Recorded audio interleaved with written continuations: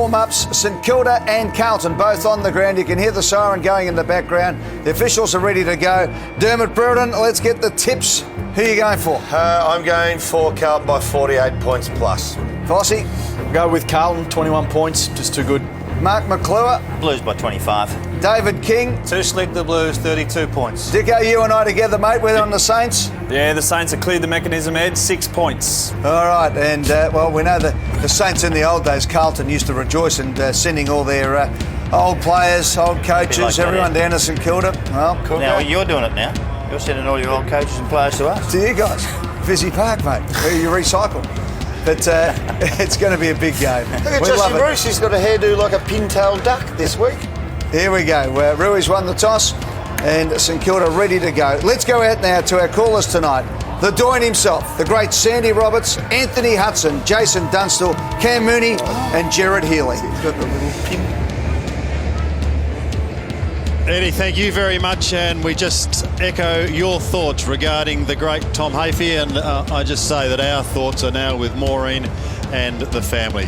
What a marvellous figure he was for the game, and let's hope that his life, gentlemen, is celebrated this week. Here, Gerard, Absolutely. I know you played under him, and Jason, you obviously were infamous, like all of us in footy, by the great man in one way or another. A revered figure, and I think you've hit the nail right on the head. It's a life that deserves to be celebrated and the memories cherished. Let's go down to Moons on the boundary. Good evening, Moons. Good evening, Sandy. Just looking at the boys, they're just starting to go into their positions now, and the man I'm looking at tonight is Daisy Thomas. We saw him last week, only had the 13 possessions and really did have one of the worst games of his career.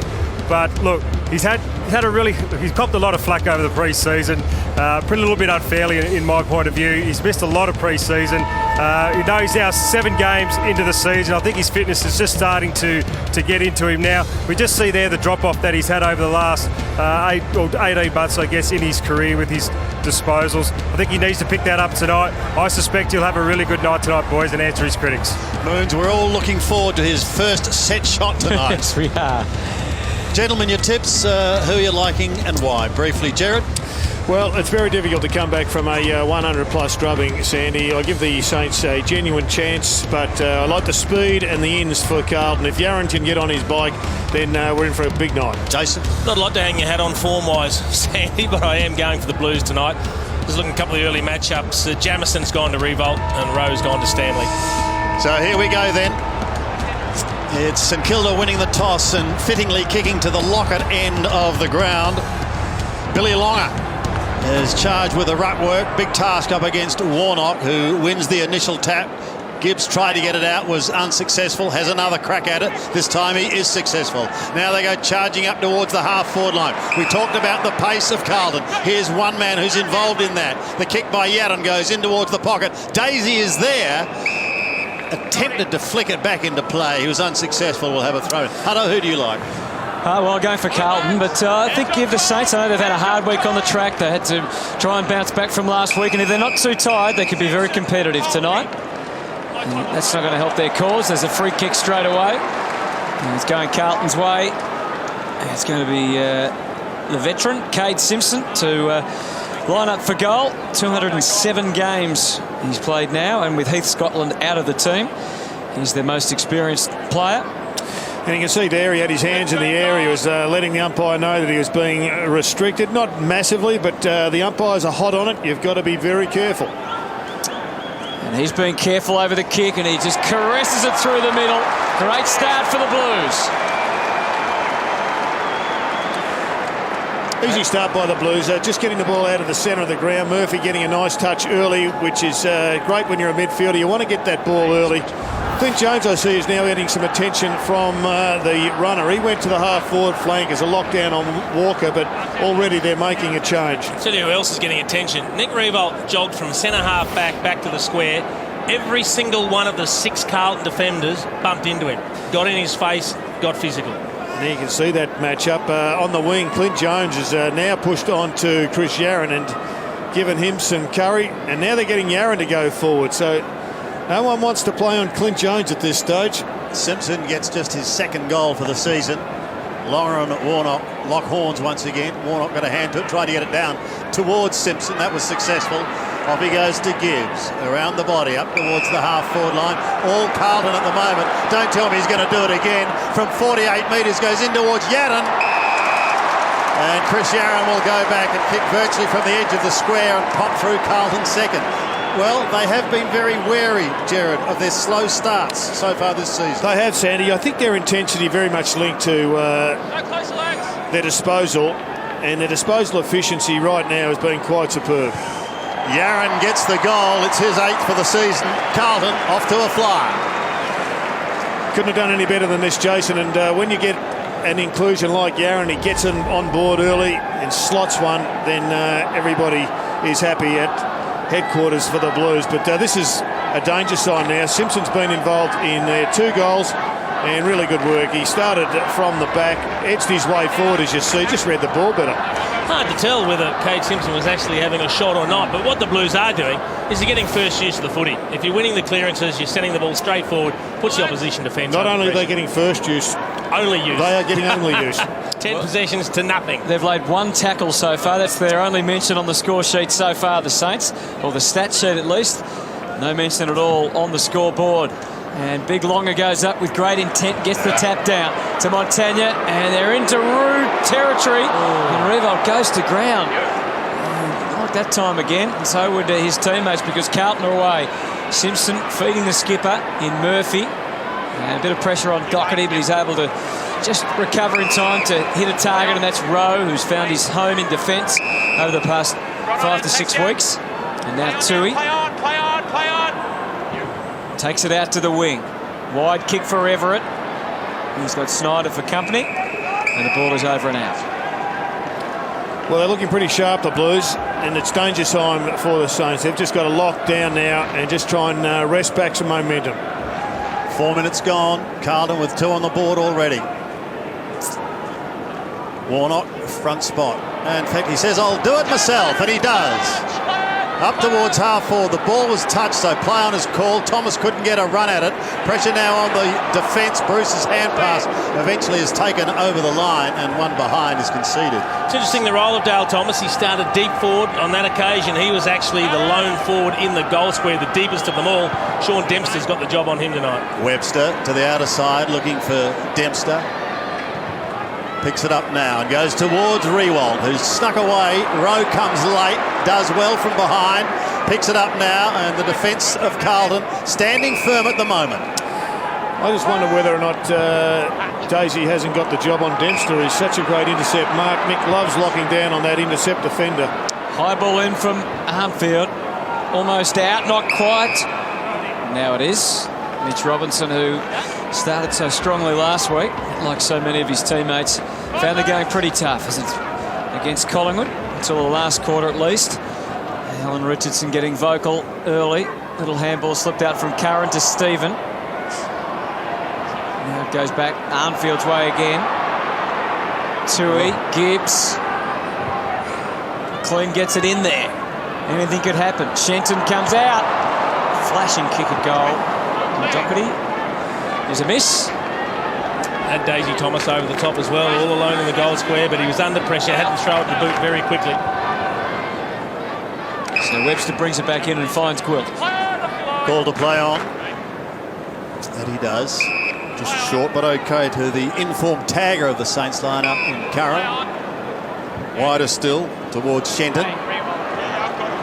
Because those come down from the mountain to play footy. Yeah, they paid a free kick here against Walker because he's held Nick Revolt by the shirt. Once again, every time Revolt is walking or jogging back to the attacking zone, every Carlton player in the vicinity is getting into him physically. He's obviously been targeted. Interesting. You can actually hear the Carlton players telling each other to do it down here too, Joe. So no question, it has become a very big target for them to do it to him. Which makes it a good medal battle for Revolt now too. We've already seen, Moons, that when Revolt comes up the ground, that Jamison leaves him and that he lets Walker follow him or another player. So obviously they don't want to let Revolt run Jamison into the ground. No, well, I think we know Jamison, he likes to play more of an inside 50 defender. We know Walker can run with him. Rewalt too far out the score. Just popping it in towards the 30-metre mark. And now an opportunity for Shenton, who snaps at goal, but the wild man is wide. And one behind is registered. First score of the night for the Saints. They down by 13 points. Bottom right here, just have a look at that. And then they'll carry on. You can see a couple of them come over. They all want to get physical contact on him, but he just grabbed the jumper. Ray Chamberlain saw it firsthand. Tui into Murphy, covering plenty of territory. Gets the Blues safely enough to half back. Jamison hits the pack, hits the pass and finds Rowe. So it's a slow build from half-back for the Blues. McLean tries to hit a target. He does. Menzel, terrific pickup. He's given himself a metre or two. He's got Casbolt as the deep target. Two Saints to contend with did him no favours. In fact, you'd have to be a magician to get up and take that one. It's out of bounds on the full. Well, we've talked about the intensity of the Blues being up and down, Jason, but right now there are some bad signs for the Saints. They need to really address their attack on the ball before this blows out. Dempster went hard one way and then doubling back the other. Yeah, never a great sign when you've got to pull up stumps and go back the way you've just come. That means no one's working hard. Puts him under pressure. He kicks it out in the full. Just a couple of attempted tackles that went to ground. When you get a bloke like this who's just waltzing into space, the signs are poor, to say the least. Henderson kicking it into this big man Casbolt. The job's not done yet, though, with Levi Casbolt. Can't be too sure about where the kick's going to go. He continues to improve, though, Hutto. I know he's probably not the best at conversion, but he's not horrible. Terrific mark, isn't he, too? He's got some future. Comes in, looks reasonable, but it's tending left. Now we just hit the post on the way through. Got to get a succession of possessions, get a goal on the board. Shenton had a big opportunity not so long ago, but maintenance of possession now for the Saints just to get themselves into this match. Shenton to Snyder. Snyder goes up towards the wing. They've got the numbers there. They can push even further afield. They do to Lenny Hayes. Hayes on the outer wing here at Etihad, in front of a crowd that has built steadily, but certainly not huge. Everett in trouble, caught by Montagna. Walker, now Buckley. But the hand pass going backwards and unfortunately finds the line. And you can see the value of Clint Jones in that forward line. He's just working overtime. He's leading the way in that department for the Saints, keeping the ball, keeping the pressure up, keeping the ball in their forward 50. Short throw in. Didn't do Longer or Casbolt any favours at all. Montagna ties up Everett. He's going nowhere. He asks the question, does Joey? And he gets an answer in the affirmative.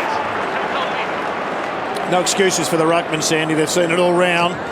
Umpires are throwing it towards the centre of the ground. Rewald over the top. Couldn't take the mark. Mad Mitch gets it out with a hand pass initially. Carlton again go backwards to Buckley. He gives it off again towards Murphy. Murphy continues to run, takes it back, goes up towards the half-forward line. It only got to bounce kindly, and they are away. McLean snapping in towards goal, away to the right and one behind. Well, they've got a couple of issues through the middle of the ground here, Jason. Yep. Simpson is getting away from Snyder, and Murphy was going head-to-head with Lenny Hayes at one stage. He's just going to be too quick for them. Not the best kick into play, made Sipos work very hard, so there's a real hesitation and uncertainty about St Kilda, and it's not getting any better. Henderson the latest to take aim, and he misses too. So the Blues with their scoring so far, 7 scoring shots to 1 for a sum total of 2 goals 5. Yeah, that's 7 scoring shots from 8 inside 50s. So that back 6 for St Kilda's under serious pressure. Not the start the Saints had in mind, but early days. Ray from half-back can go to Jones, and he does. He's got the player going past in Nunes. Now down to the pocket. Here's an opportunity inside 50 for Dunstan, coming back into the lineup this week. Gives it off to the skipper in Rewald, fires across the face of goal. Dribbled it through virtually. And does not trouble the score. Now it appears that Gibbs is going with Lenny Hayes at the stoppages. Casbolt gets front spot, tried to poke it down. It's going to be an opportunity for Ray, smothered. Now the Carlton defence knitting together. Off before acceptances, but getting another chance is Doherty. He's got it at half back. So Doherty comes laterally. It's going to be okay to Simon White. White is called to go. And he does. A short kick, but effective enough to Simpson. Alan Richardson in the Saints coach's box has been watching for the first 10 minutes or so, Richo. 7 scoring shots to 1. Certainly not the start you wanted. No, the Bulls are going slow. Burnt at contested footy and just looked like we're struggling to go with them on their rebound at the minute, but it's only early. Been opened up a couple of times through the centre corridor as well. That'd be a concern, Richo. Yeah, no, there's no doubt about that, Jose. We're trying to make sure that it's as tight as possible, and the boys are just losing a little bit of structure and opened up. Are you worried about intensity at all, Richo? Look, it certainly hasn't been as good as it has been. There's a chance on the back of last week that the boys are a little bit reactionary. That'll be a real focus. Richo, we'll let you go. Thanks for your time. We'll speak to you in the third term as Buckley sends a long kick down towards the forward line once again. Daisy Thomas on the boundary line, runs out of room in the end, and we've got a throw in Carlton's left forward pocket. Very composed, Alan Richardson. I mean, it's a great opportunity to talk to someone in the field of battle, per se. Just watching the way things unfold and being able to keep a clear head like that. He's seeing a lot of things he doesn't like at the moment. I think the term you use, reactionary, is an interesting one, isn't it? Given the smashing they took last week, would have been one of the concerns with such a young team, and at the moment they're under severe fire in their back line. Well, it's not just young blokes either, Hutto. It's the older fellows as well. They're trying to do their very best to lead, and they're all trying to do their individual jobs. But sometimes when you're in that frame of mind, you can focus too much on your own and not react to the set of circumstances in front of you. And in this game, you must work off the blueprint, react to the set of circumstances, and go out and help your teammate as much as you do just looking after your own cupboard. 13 players under 50 games for the Saints. It comes to Hayes, and obviously one of them more experienced. And there's Farron Ray. The pressure being passed from player to player. Hayes again goes in there, and again he goes to Ray. Now Shenton in just his second game. Jones with Blues surrounding him. And well done, Walker, but Jones not going to give up, and he's put the pressure on Tui, and that's a big win. That's the intensity that the coach would love right across the board. He's leading the way. He needs a few of his teammates to jump on board. Stephen goes short and finds Snyder on the way out. Carlton 2-5-17. St Kilda one behind. Aggressive kick into the middle. Finds Bruce. Well adrift. And now back to Ray. Covering plenty of territory. And they are on the break. Let's see where it can lead them. Rewald worked really hard. And he gets clear. And this time he holds the mark. That is the best passage of play we've seen from St Kilda for not just tonight, but for 2 weeks, Jason. That was absolutely brilliant. And it started with Snyder taking a calculated risk to go to the centre of the ground. It set them free. And the work rate of this bloke is exceptional, as we know. It's amazing what a change of direction and some fast movement of the football can do for the forwards. They see a pocket of space to run into. They run hard. They get a good kick. And all of a sudden, instead of all the pressure you've been facing, you get a little bit of a spell as one of your teammates lines up for goal. And I think this qualifies as a captain's goal just to get them into the game. Well, to cut them back to 10 points. In his 14th season, Nick Riewold knows how to kick straight this year. That's right through the middle. And the skipper has kicked his 19th goal, well, 19 goals, 5. He had one earlier on that bounced, I think, into the behind post. Yeah, it was absolutely magnificent, that shot at goal. It's exactly what they needed. Have a look at the work rate of this bloke. He is just burning off Jamieson. He's working him into the ground. The kick had to be good. Kick was good. Then he had to take the mark. Not an easy mark. But to go back and then slot the goal after one half chance was missed, and Shenton missed probably a gimme chance. That was absolutely necessary from the skipper. It's a great opportunity to look at the work rate of Nick Riewold as we see the chain of possessions that led to that goal. It worked all the way up to the wing, and then it was a 120 metre sprint back to the forward pocket to get on the end of it. Arnfield, you can see there, bottom of the centre circle. He's making Joe Montagna work really hard for his possessions. 16 minutes gone. Armfield tries to get it out of the middle, needs help, gets it from Ellard, who pokes it high up towards the 50 once again. Fisted clear. The pace of Yaron is close by. Now he leads Shenton in the race, but eventually runs out of room. We've actually made a move with Rowe going on to Rewalt now, guys. So Jamieson said, well, I've had enough after 5 minutes. Someone else take over for a bit. Well, I think that's a good idea, Moons. They'll probably rotate, chop and change a number of times just to preserve the tank, because I don't think any one player can actually run with him. From the throw-in, Pressure on Jack Stephen, who was able to get the hand pass away, but they're not out of trouble yet. Look at the tackle here. The ball spills free to Simpson. Simpson, can he get clear? Yes, he can. Wobbles a punt up towards the half-forward line. No mark was taken. Pushed towards the boundary line once again. Scrag was Yaron. Goes to ground, loses the footy. Gibbs out of bounds. No, just in play. Called to play on, and now it's taken over for a throw-in. I think the Daisy Thomas matchup is classic Nick Malthouse, Jason. He loves trying to lock down on the best attacking defender for the opposition, and he's pinpointed Sean Dempster, who is, we know, one of the best small defenders and intercept marks in the competition. Warnock does it well from behind. It's pushed down towards Billings. Billings gets the hand pass away, and it's flicked towards Riewoldt, who's a long way from home, and Sam Rowe just puts the fist out. Almost a nomination for a golden fist. Sends it flying over the boundary. You can just see, as Lee Montagna comes off for a spell, Andreas Everett has got the job following him. He's played all parts of the ground. Now he gets a chance in a run with roll. It's a lot of confidence shown by Mick Malthouse. So free kick played against Reece Stanley, and it goes to big Robbie Warnock.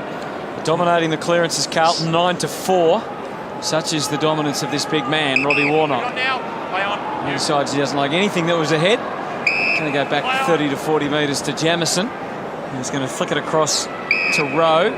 So all they'll do here is draw all the players. Well, in fact, none of the players would commit at all. They all just stay where they were as they played kick to kick. And that's a dangerous kick to not even a 50-50, really. It was actually favouring Sipos, who was in front.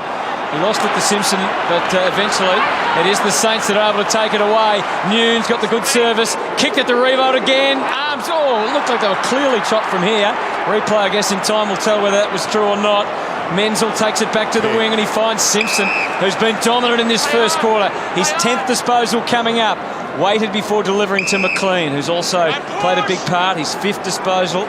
He's hit the scoreboard with just a minor so far, but has been reasonably productive, and that was a brilliantly weighted kick from Brock McLean, and Henderson comes out to take it. Now, Warnock's run back to the goal square. Stanley's gone with him. He decides to take a different route to goal. This is Yaron. Squeeze the kick out, and now the height of Warnock. No, it's drifted over his head, and Farron Ray takes the mark. Tucked in the back pocket is Farron Ray. Now, in his 184th game, puts some pressure on Dempster, but he sneaks around Warnock in the end. That's better. And Bruce takes the mark. He's got out of jail there. That was the hospital handball. Stanley's not out of jail here. In fact, he's gone back in. Interesting bounce, wasn't it? Gibbs and Murphy combined with Armfield. He goes wide to the outer side. Armfield, a late inclusion. Scotland out of the original lineup, and Dennis Armfield still sprinting down to Dempster. Claims him. Ball stays in play, however, and they'll get another chance, the Saints, through Bruce. Effective hand pass into the middle, and Joey Montagna. Players streaming down the ground as Montagna looks up towards the half-forward line. That's going to be okay. Lenny Hayes spears it to Riewoldt. Couldn't take it cleanly. Well trapped. In fact, there was a high tackle on Murphy, and he should be the recipient, and is, of the free kick. Just costing themselves with some unforced errors here, the Saints. McLean short. That's okay to Thomas. Daisy up towards the half-forward line. Henderson. I reckon this is where Nick Riewoldt's got to be careful as well. You see a mark there to Everett.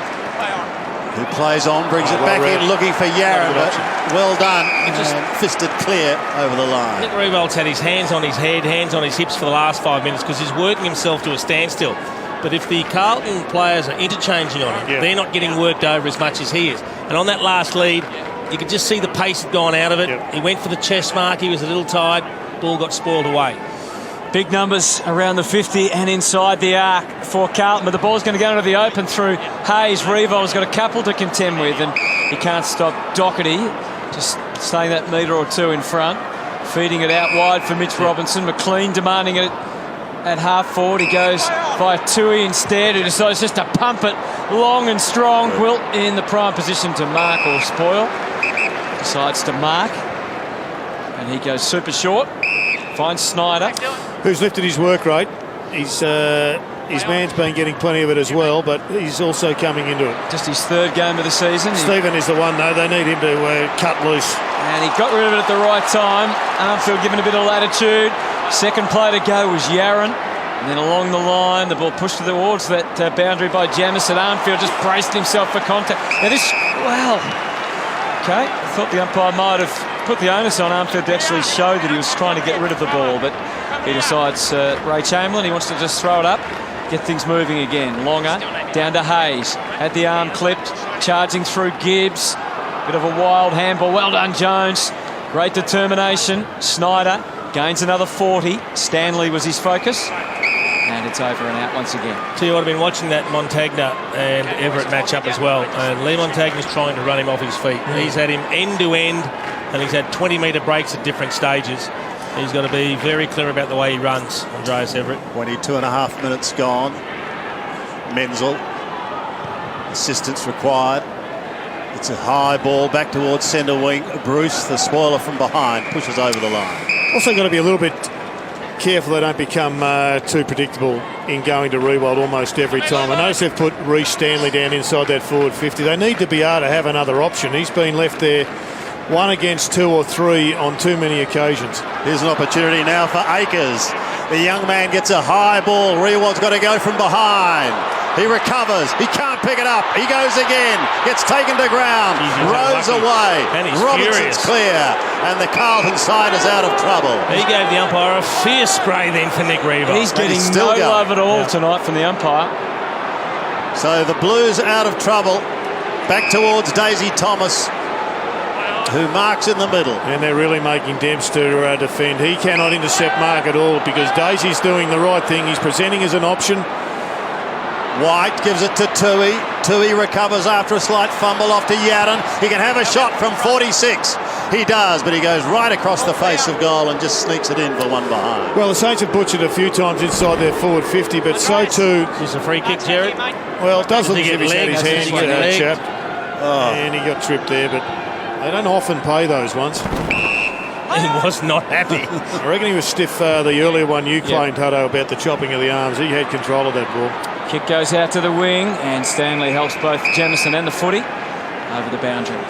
Inside 50s, 18-7 in favour of Carlton. And those 18 entries have produced 8 scoring shots. Yeah, so they're very lucky to be within 2 goals, Hutto. That's the bottom line. Well, Casbolt used his body pretty strongly on Longer. He's certainly winning the head-outs and the clearances, 11-7. So they've levelled it up a little bit, the Saints, digging in.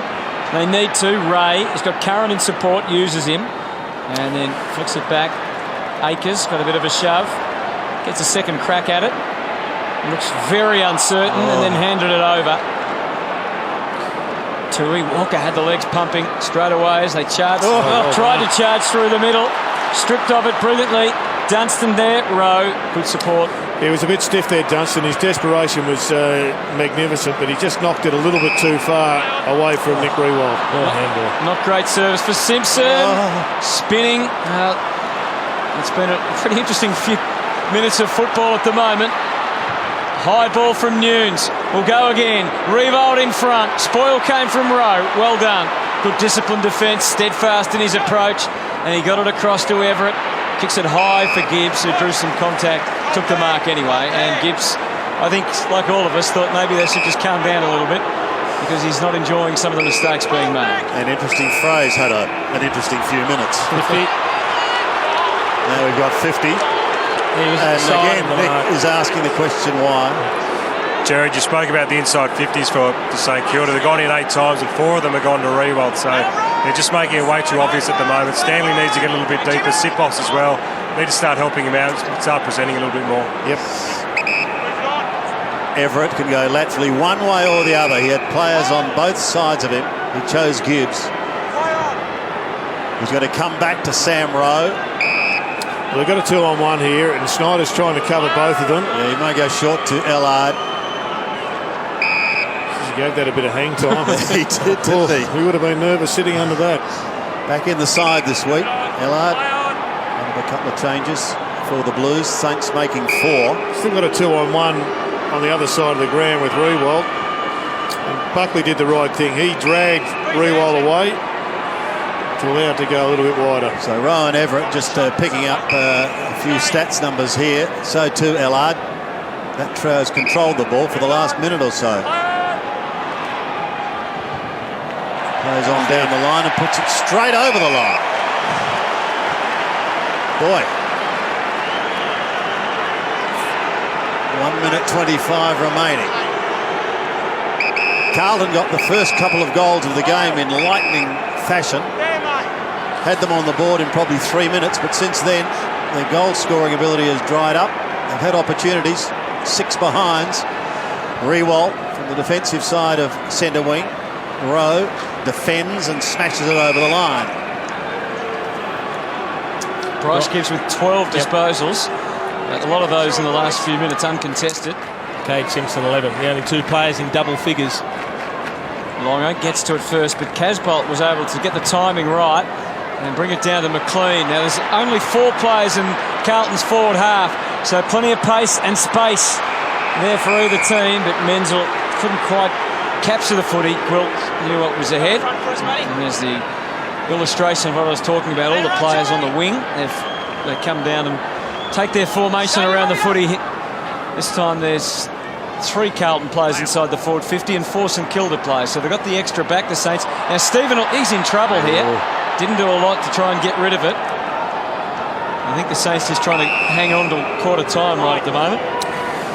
He did have the saddle on though, and Arnfield jumped on top of that saddle. He's watching Stephen closely again. Gibbs.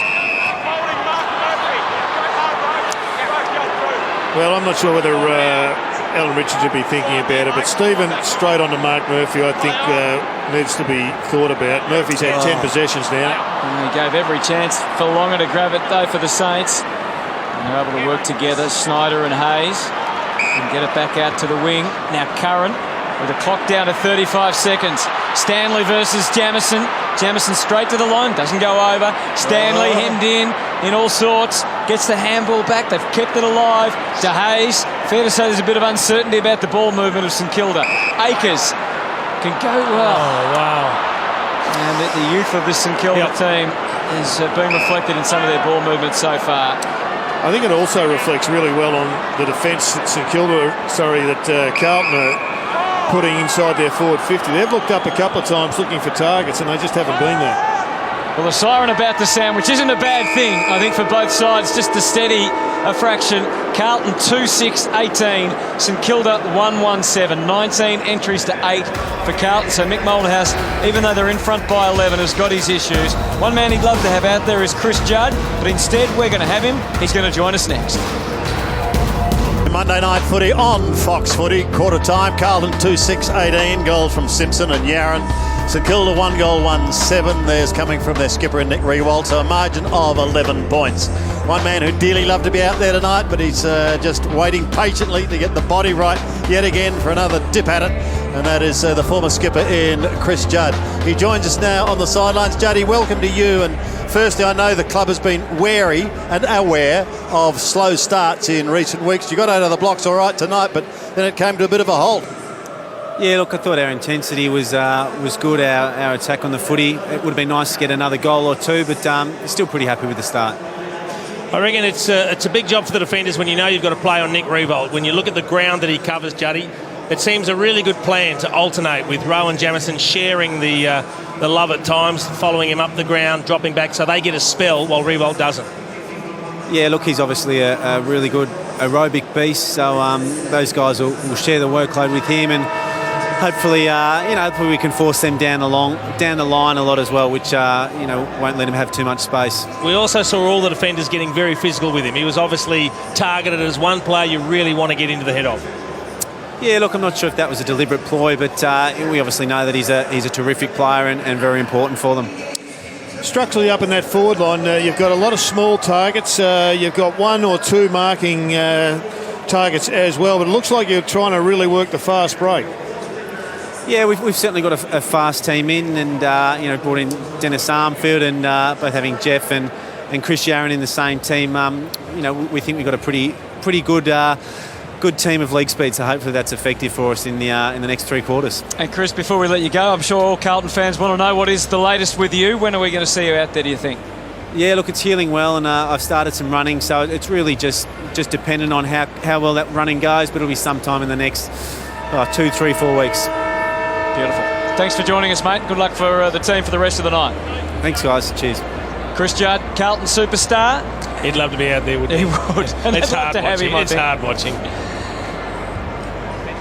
Well, one thing that is in favour of St Kilda is that Carlton could well be a lot further ahead, and that's a massive plus for them. Yeah, you're spot on. And Chris Yaron himself, I think, looked really dangerous with the ball in hand. He could have had a couple of goals. I think they've got to somehow arrest the ascendancy through the middle, Jason. The man to do it is Stephen. He's being tagged by Arnfield. It's been a pretty hard tag.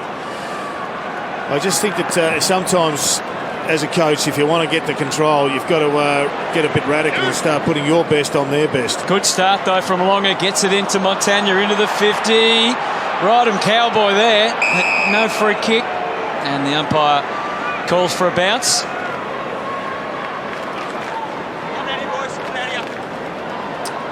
So the Saints attacking early in the second. Warnock up over the top of Longer. Stephen. Hayes trying to surge. Prolonged tackle from Doherty, and it's going to be a throw-up. I was lucky enough to get to the St Kilda huddle just then at quarter time, boys, and Richardson went straight up to Rewalt and they had a quick chat for about 30 seconds, and Rewalt was quite animated about what was going on in the forward line, so it'll be interesting to see their setup in this quarter. And the rotation continues. Jamison is back for his 2 or 3 early Ks, and then it'll be Rowe to finish it off with 4 or 5 in the second half of the quarter. And the numbers around the ball continues. Another ball up. Margin is 11. Free kick, Dennis Arnfield. Who? Dennis Arnfield. Free kick, Carlton. Dennis Arnfield. Gee, the last thing you want to do is be giving free kicks away to blokes that are doing tagging jobs on your good players. Yeah, but that'll be the frustration coming out. Someone's trying to knock him off the ball for Stephen. I think it was. Yep. So Arnfield goes up along the wing. St Kilda appear to have the best position, and they certainly do. And the former Roo there and Luke Delaney. That's a nice kick. Finds Hayes, who's going to swivel now and look for Rewalt. Makes that sharp lead. Everyone knew it was coming, but he got there anyway. Crashed the pack, and I reckon that might be one. I don't think he expected that. This might be a square up. It's a square up. Didn't come in the first turn. There were actually, I think we might find there is some contact to the head. Just having a look at what took place. Here we go. Cade Simpson feels hard done by. He was courageous backing in. It was the arm over the back from Jamison. Geez, that was great vision, though. Love to be able to see it again, but you could see what Lenny Hayes could see, and it looked for all intents and purposes like an open field for Nick Rewalt, but the way Carlton closed down that space was really good. So Rewalt leans back on this one and still hits it perfectly for the Saints' second and his second, and St Kilda within 5 points here. Well, it was a good response by the Saints defence. It was Delaney who took the mark, intercept mark, clean mark, and laid it off. And the ball was a smart kick down to Lenny Hayes, and this is what happened. Look at that closing down of the space. It drew the free kick, and it was a good conversion. Here's that shot once again. Now, Lenny Hayes thinks he's just going to kick it out and he's going to take a chest mark, but well done to Cade Simpson. He did a really good job. It was only a bit of an errant arm from Jamison that gave away the kick. You still don't like it, Jason, do you? I just thought it was, I mean, the defender's trying to make some sort of contest. That's all he was doing. I don't think he restricted him or actually caught him high. In the end, it was just a brush. Warnock and Longer. One by the former. Ellard goes dancing through the middle. Gibbs picks it up now, holds the hand pass for a moment, then gets it off to Simpson. He's in trouble. Back pedals to McLean. McLean's hand pass smothered. Well done by the young Saints. Longer gets the hand pass away. Now they've got a chance to get it towards Rewalt. He's under the pump. The hand pass drops a little short. Still in the middle of the ground. So they've really gone nowhere quickly. A chance now for Carlton. Big Levi has it now. Casbold to the runners out wide. The grab was there, but he couldn't take it. Murphy back towards Casbold again, who's going to run out of room, and he sees it go over the line. He got the shock of his life a moment ago, Levi Casbold. He was loitering 15 metres off the contest, and there was an amazing hand pass from Cade Simpson, who was lying on his back, that went straight to his feet. He goes, oh, it's the ball. Reminded me of Buddy Franklin's last goal up in Sydney when Lewis Jetta just knocked it out to him. Didn't have a clue it was coming. Warnock couldn't take it. Hayes could have copped a shove. Comes out towards McLean. McLean goes up towards the half-forward line. Strong grab by Ellard. Oh, Jimmy! Once again, Daisy Thomas, if you're wondering why you're not seeing him, he's playing full forward and he's making Dempster Well, we're going to see him now. He and Dempster are up there. It goes over the back. Thomas is the first to recover, but again runs out of room. He's only had the 3 possessions, Jared. Yep. It's a valuable man if you think he's doing a. Well, Dempster is a valuable man. He is dead set stopping him from the intercept mark. Can they convert? Well, they've got it in this forward zone. Warnock tries to get rid of Long and then poke it out the back, but it goes straight towards Schneider. He gets it away quickly towards a teammate there in Billings. The young man goes wide and long. Anthony forced to belt it clear towards Jones. Couldn't take it initially. The door opens now for Walker. He goes wide up towards the half-forward line. Now an opportunity for Carlton inside 50. They've got it now, but he cops a decent old shove in the back. Daisy. Call to play on and bent back through the goals. What do you think of that, says Menzel. He gets his first. Carlton get their third. 3-6, 2-1. Looking forward to the third eye for the look at this goal when we get a chance. I thought it was an interesting decision by Yaron to play on, to take the advantage when you've got a set shot on only a very slight angle. He's lucky that he had Menzel there, and in the end, we see the third eye. That's brilliant.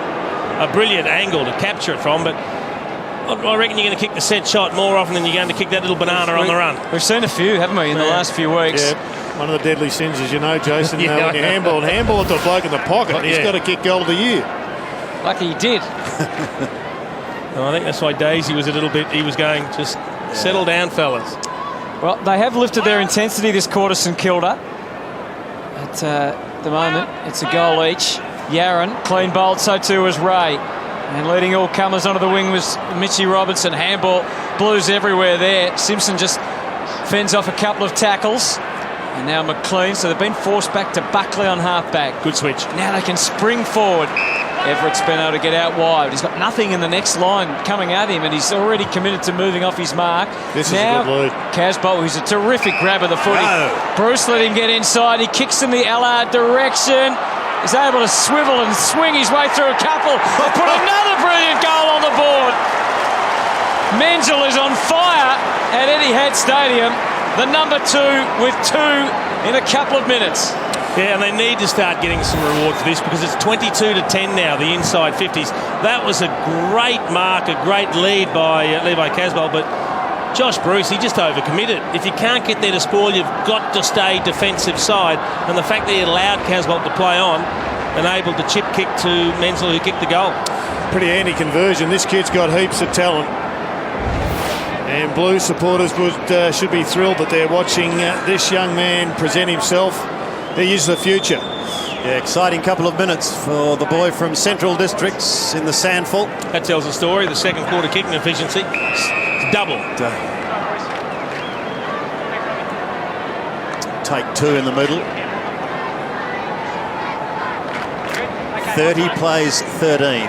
Carlton just starting to sneak away. Warnock to McLean. Stephen on his hammer. Jack's first to recover. Goes again and he's still going. Head down, bottom up off to Lenny Hayes. Shenton gets it back inboard. Now an opportunity for the Saints to go in towards the half-forward line. Where's Rewald? Rewald's there at the back, but he couldn't quite complete the mark. Shot out quickly, but it's an opportunity for Jamison to get it to Toohey, and he does. Off to McLean. McLean thought about giving the hand pass, and he almost dropped the ball in the process. White goes long. Great running, Murphy. Murphy's away. And they're all running. Dennis Armfield is sprinting down the half-forward flank with 3 bounces. Then he spears a pass in towards the half-forward line. Doherty takes the mark. That is great transition. All started with a spoil at the other end. We saw Jamison go back and start on Revolt beginning of the quarter. It was Rowe that time that was having his go. They're alternating. He got the good spoil on, and then it was a long outlet kick to Mark Murphy. He released the flying Dennis Armfield. Now a shot for goal. Playing just his second game for the season and looking for his first score. Kicking from around 46 metres. Looks pretty good. Daisy Thomas likes it in the square. He likes it as well. He gets his first. Carlton surge further ahead. Well, once again, Jason, you could argue the Saints a little bit one-dimensional with Nick Rewald, the sole target down there. Reece Stanley just cannot get himself involved in the forward target area. What about the pace of Armfield when he exploded? He's been a flying machine for years, and he's a good addition. But I thought Murphy worked really hard. He's been hard tagged by Cutton, and he's had to work for his possessions, and he's getting plenty of them. And that's how it was done. Field streaking along that City wing. And young Doherty kicks his first goal for Carlton, just the second in his career. Longer, just trying to lift his rate in the middle. Down for Hayes. And Montagna next off the line. Buckley right at the coalface, so too Longer.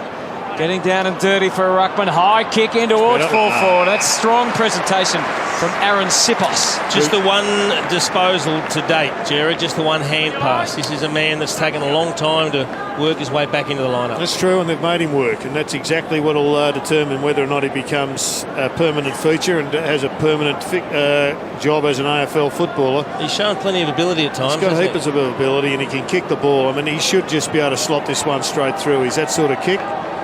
Got to deal with the moment, of course, but he has got all the ability in the world. 3 goals and 20 disposals in the VFL last week. As the boys said, was made to go back and earn his spot in the senior team. He goes back. Distance was never going to be an issue. Unfortunately, the accuracy is. And the margin reduced by just the 1 to now 22 points here at Etihad Stadium. Monday night footy. Blues fans particularly will be enjoying what they're seeing so far. Yes, Boss last played in round 19 last year, so he'll be delighted to be back as Simpson goes towards Murphy. Once again, running back with the flight of the ball into that space behind, and it's worked again for the Blues. They're out. The old Murphy-Gibbs combination is a beauty. Wider towards McLean, up towards Doherty. Fisted away from him for another throw. Interesting that he's playing forward, Doherty. Made his name in defence. He had the extra roll on Nick Riewoldt in the first quarter. He must love that end of the ground. Warnock, Stanley. Warnock almost on his knees, just pokes it forward. Saints are just throwing Farron Ray behind the footy. He's just sitting deep as a spare in defence, just trying to put a stop on the Blues' fast breaks. The big men go at it again. Schneider's out the back there with Everett. He's got to wait. Sam Rowe sets himself. Riewoldt to spoil. Gibbs continues to lurk. Riewoldt continued to chase. That was good. Everett off towards McLean. Comes wide. This is a little dangerous for Buckley. You're caught, Bucks. But he does get the hand pass away. It opens for Riewoldt. He gets another one clear now towards Dunstan. Back in the side this week. He goes short to Montagna, who wants to play on. And he does, because he's got a couple of players on the other side of the ground. And he picks out Schneider. He's now on the identical angle on the other side of the ground, but probably 10 metres further out from goal. I think Lee Montagna's, he's a beautiful kick of the foot. He's just got to go back and kick that set shot.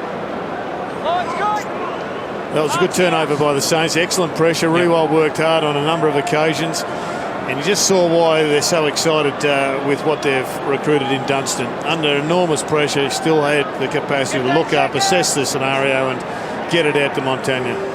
Adam Schneider hoping to give himself a birthday present. He turns 30 today, kicking from 45. He ambles in. And that's not the present he had in mind. I bet Lee Montagna wishes he had the shot now. One behind. Quick kick in from Tui, and the Blues are away again. So they've been let off the hook here a couple of times in this second term, the Blues. 5-6 plays 2-3. Rowe takes the most conservative option, finds Tui, who looks anything but conservative, with that beard and tats down the left arm. Goes super short, too short to Walker, who reacted well to the umpire's call.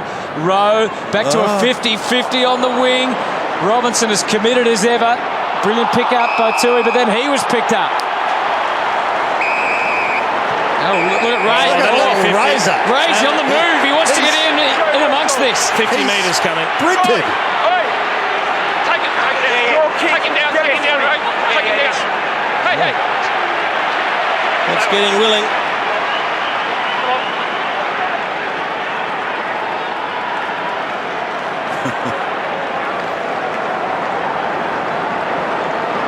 Yes, Ray now he's just warming down a bit, Sandy, with the run back.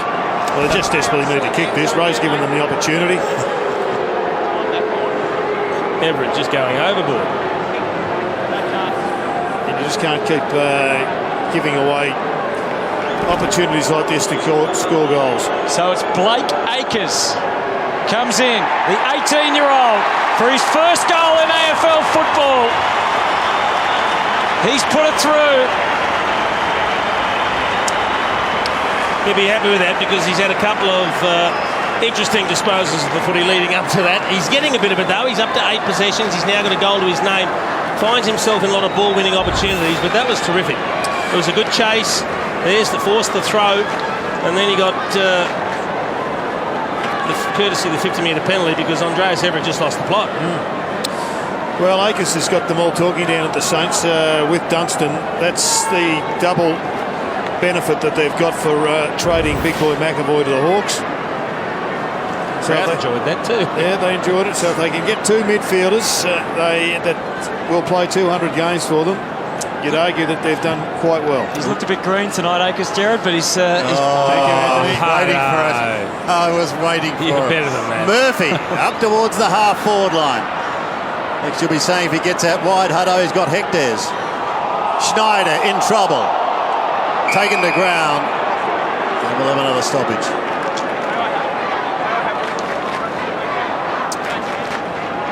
Plays 36. Almost 16 minutes gone in this second term. Murphy again. Classic work from Murphy. Long up towards Menzel. Couldn't complete the mark. The Shenton hand pass was okay initially. Dempster to Gwilt on the last line. He goes across to Bruce, who marks in the opposite pocket. Bruce wants to play on. Look out, Lenny. Simpson's at the back. Hayes gets away. Spearing it in towards Akers. Couldn't take the mark. Warnock, the look away hand pass to Docherty was okay. Off to Murphy again. Little flick. The lead is on. The pass was good. And the mark is taken by 2-goal Menzel. And Akers will look at that vision and see what Menzel did, which was lead straight through the ball and didn't alter his speed. Whereas Akers, he ran at the ball and then tried to steady and tried to slow up as it was coming into him, which allowed his opponent to come in and spoil. Well, he's kicked a couple of sensational goals so far tonight, Menzel. This is a set shot, and he's gone back further than Michael Holding. He likes a runner. He'll be with us shortly. He started his run. Kicks from 51 metres. Can kick him. He certainly can.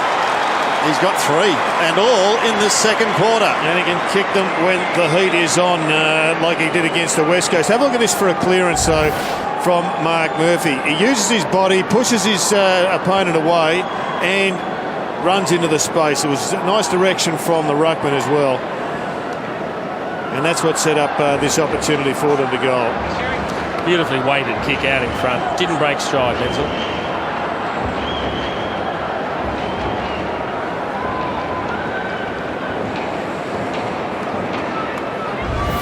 Well, no one doubted this young man had talent. The question was whether or not his body was going to hold up in terms of where he was going to be recruited.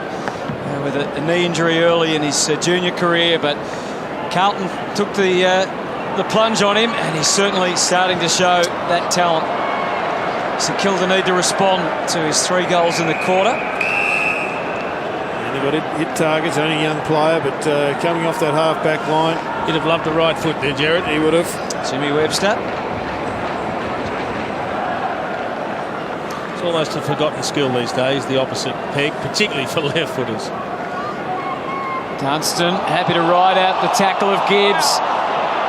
Jolted out of there to Hayes. His head was spinning looking for a teammate. Did well, Hayes. Found one in Dunstan, but again, it's a crowded 50, and Docherty's able to take it. Bryce Gibbs looks full of running for Carlton tonight too. He gave them an option there. In the end, it was a different path he chose. It was Buckley. Not his best kick, Docherty, but he reads the ball really well, and that's why Mick Malthouse has got him playing this extra player in defence role. He gets where the ball's going. Hayes along the line for Rewalt. Back to Jones and then to Ray. It's a pretty low percentage kick, but he's found his target. He's got the high contact. Jack Billings is the man.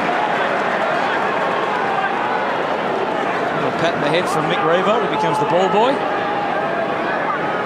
And, speaking of young talent, Jack Billings only 18 years of age. His ball usage has been very good so far in his short career.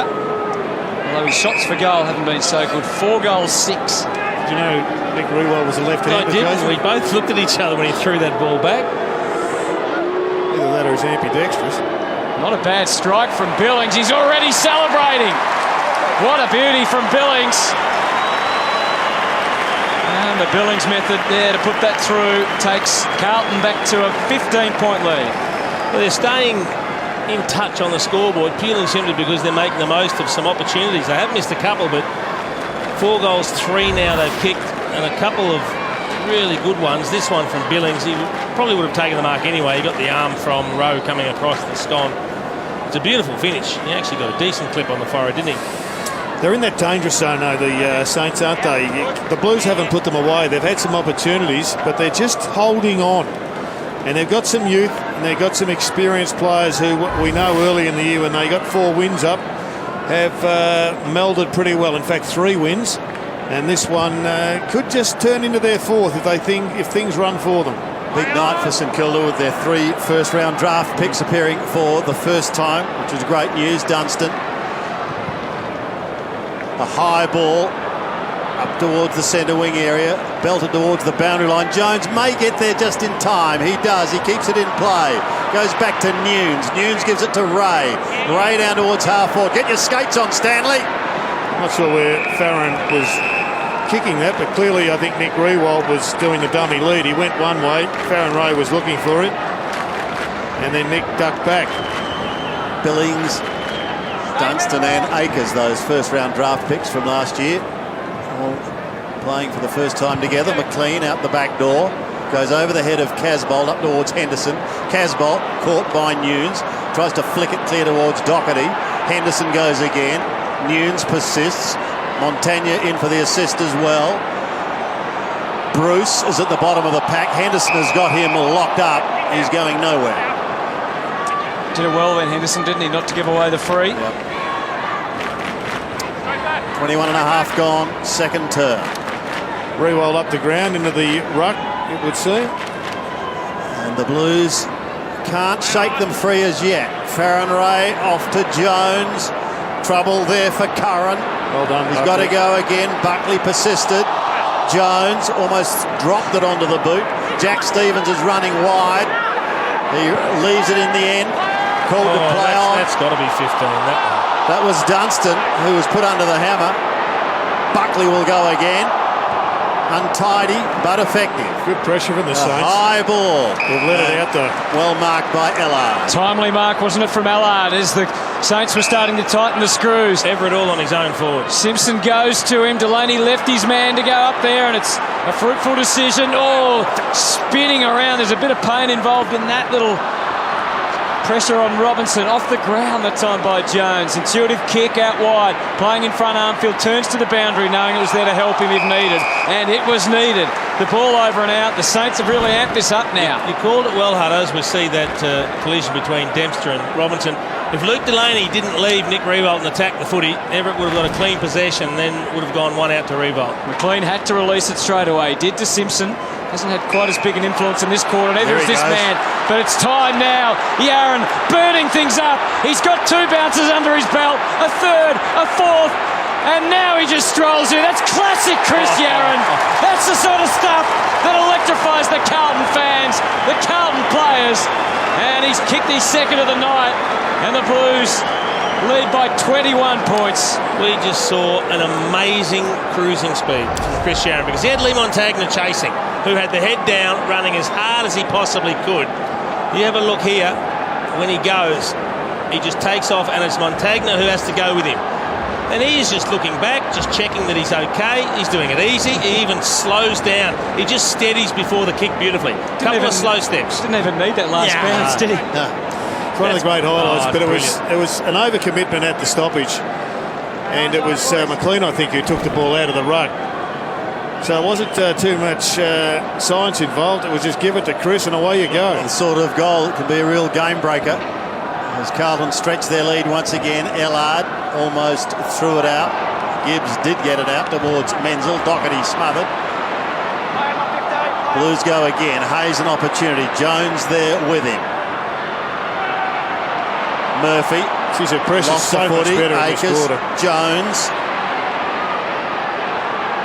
Yeah, obviously a good discussion at quarter time as Tui loses it. Simpson tries to give it back. They're really under the pump here at the moment. Back to Tui, a high ball up towards the half-forward line. Bruce and Shenton both chasing for the Saints. They see it over the line with Daisy Thomas, and we've got a throw in. Well, the work rate's been really superb for the Saints. They've just really upped it up into overdrive. Their skill level is down a little bit. They've just lacked a little bit of polish.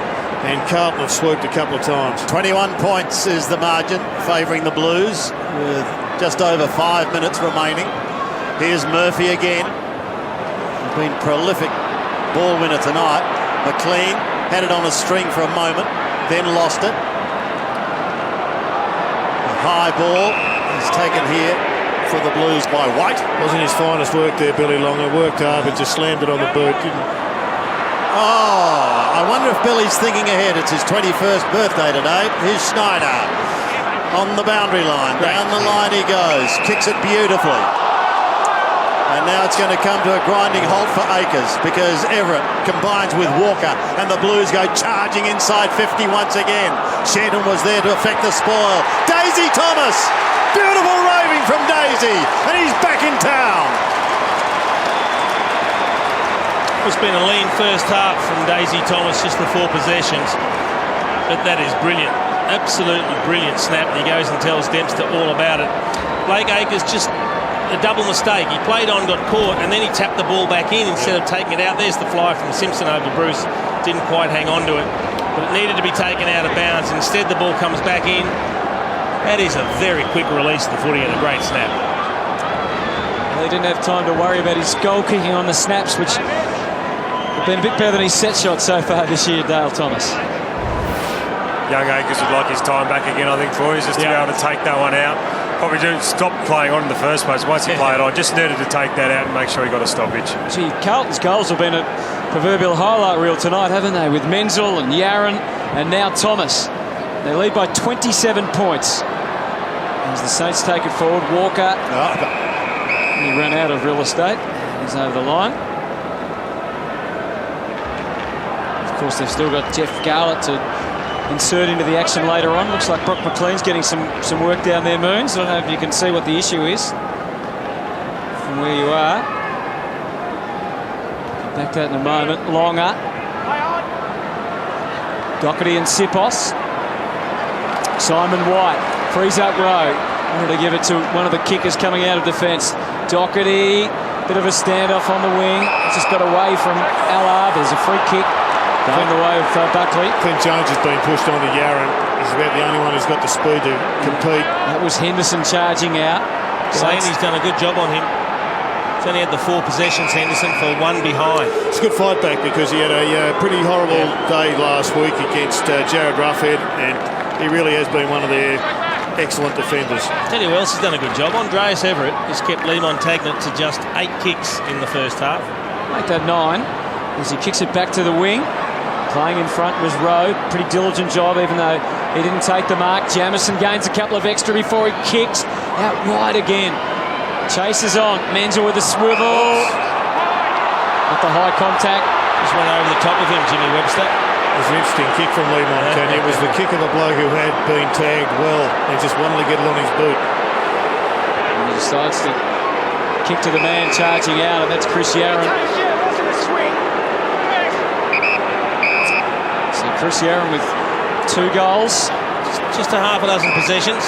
This will be possession number 7. I'd love to get the ball in his hands a little bit more frequently. A couple of goals, though. If he can slot 3, it's a pretty good first half of footy. And there's every chance from here. After missing last week with a hamstring, enjoying the extra couple of days the Blue has had. Comes in at goal for his 3rd. Chris Yaron. He's added more than just a touch of class to this Carlton lineup tonight. 3 times he's hit the scoreboard. And the Blues now lead by 33 points. Another outstanding goal. Yeah, he's been excellent. He's such an entertainer. It's just worth paying the price of the ticket to have a look. This is a bit of a stiff one for Webster because he was essentially tripped by Menzel tripping himself or sliding over. And then a nice little set-up kick. Dangerous couple when they work together. It's a real life to the Carlton forward line, hasn't it? McLean, we understand, getting a bit of work on a thumb, but he appears to be okay, so we expect to see him back. He's just about to come back on, boys. It's that left thumb. He just needed to get it strapped. He was grimacing a fair bit, though. Good on you, Moons. Thank you for that. 27 plays 60. So the scoreboard now telling a pretty definite story. Here's Thomas again. Daisy onto the left boot, and it ricochets away from the shin of Farron Ray. Another throw in.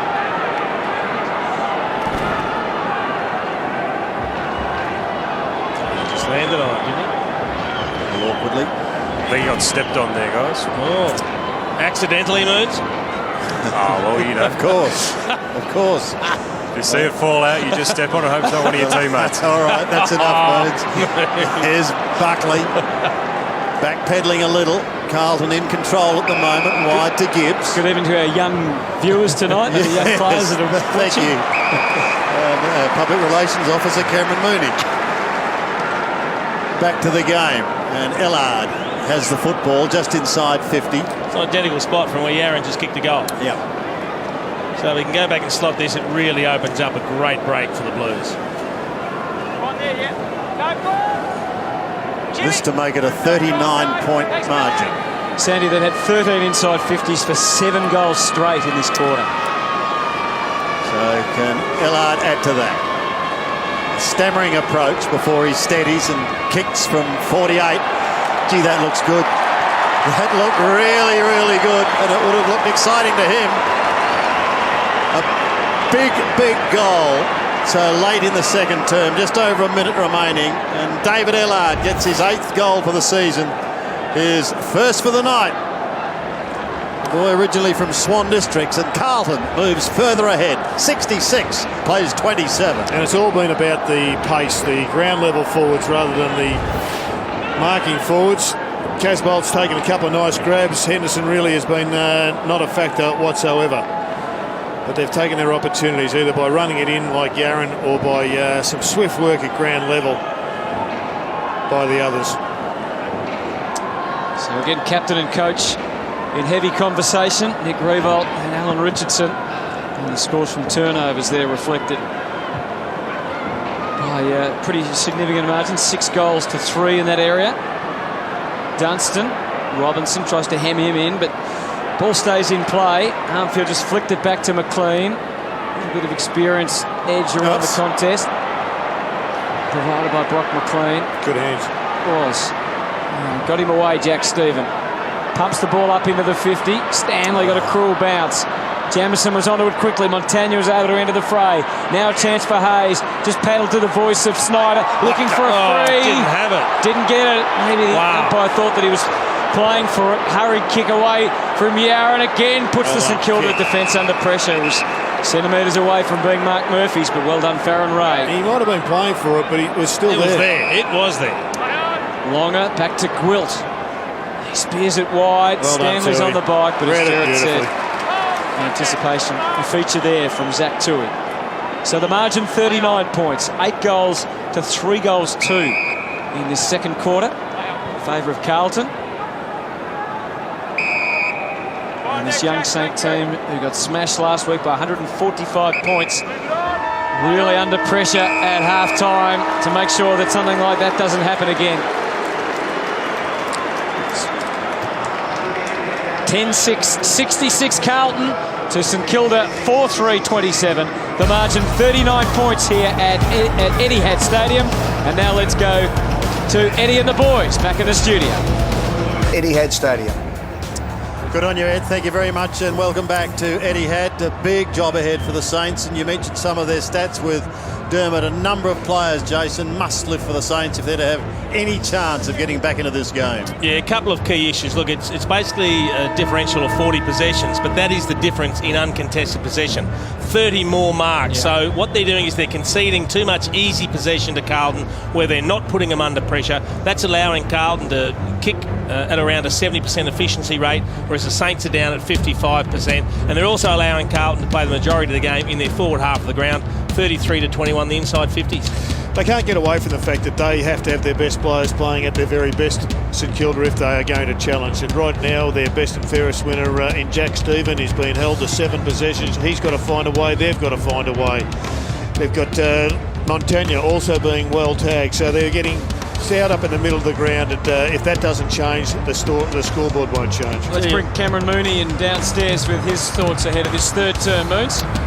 Thanks, look, you knocked it on the head there, boys. Through the middle, they need to get some more numbers going through there. Montagna needs to get his hand on it. Probably more forward of the centre as well, because we know he's such an amazing kick inside 50. They need to get young Jack Stephen into the game. Somehow they need to find in the ball. The biggest ones for me down forward are Stanley and Sipos. They've only had the 3 possessions between them for the half. They need to give Rewalt a bit of a chop out. Need to start taking some marks, making sure there's other targets down there instead of Rewalt. Matt Weller is the sub for St Kilda, you saw there. Jeff Garlett the sub.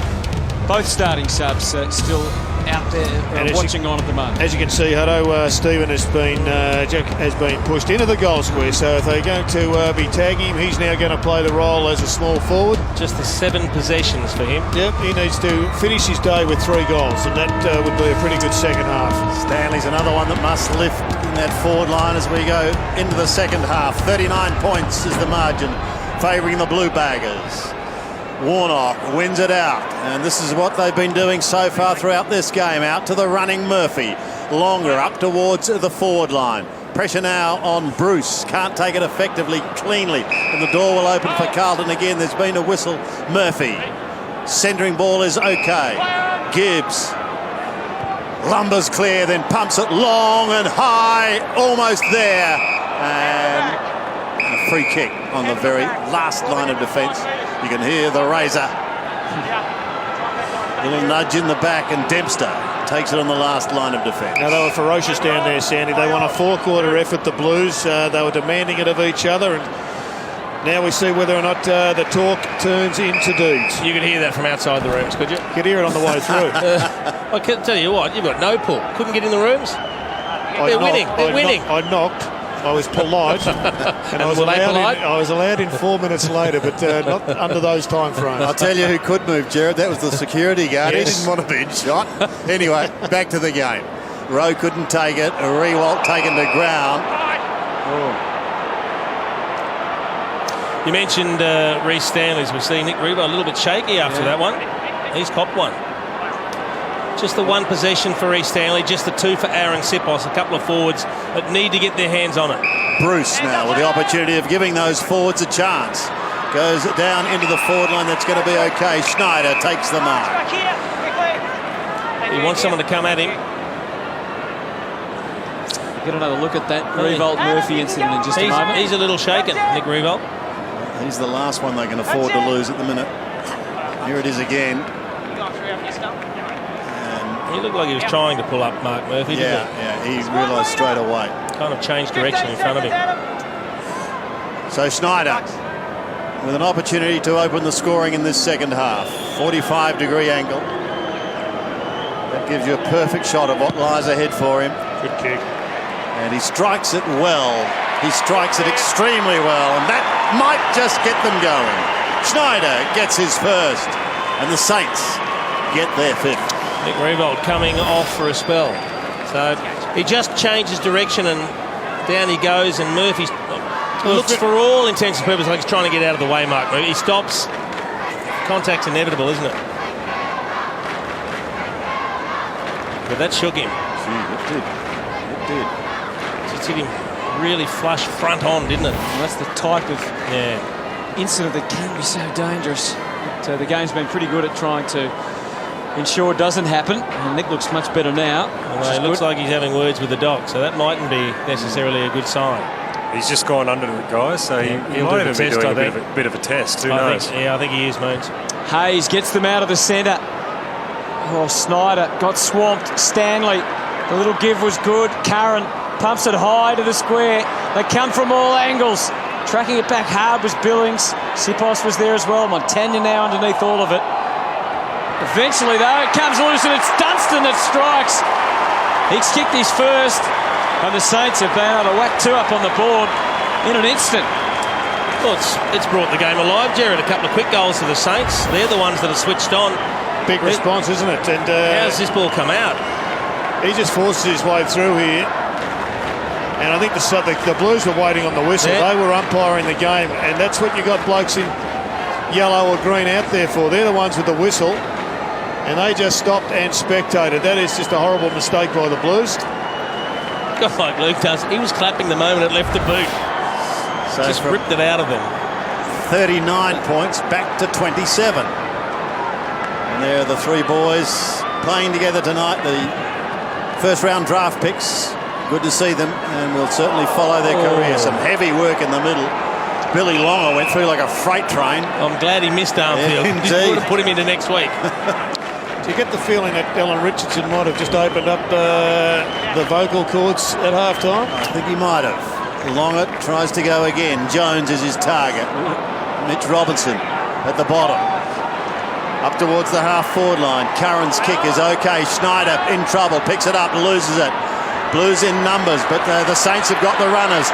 Jack Stephen, goal number 3, is it? Jones watches it bounce through to the right for one behind. As we were talking about earlier in the piece, that ability to have an excellent opposite foot has cost the Saints a goal there as well. He was going flat chat, was Jack Stephen, but still couldn't get the ball on the boot properly. Quick kick out to halfback. Now he gets another opportunity. And Bruce is able to. He's right on the line. Oh, hesitation. Hospital handball. Yeah, did nobody's just as he was getting it back to make the great escape. The umpire had blown the whistle. Well, this is going to test the Blues now. 26 points up, so still got a nice, comfortable lead. But they're going to match their Hello, a free kick here. and not give away dumb free kicks.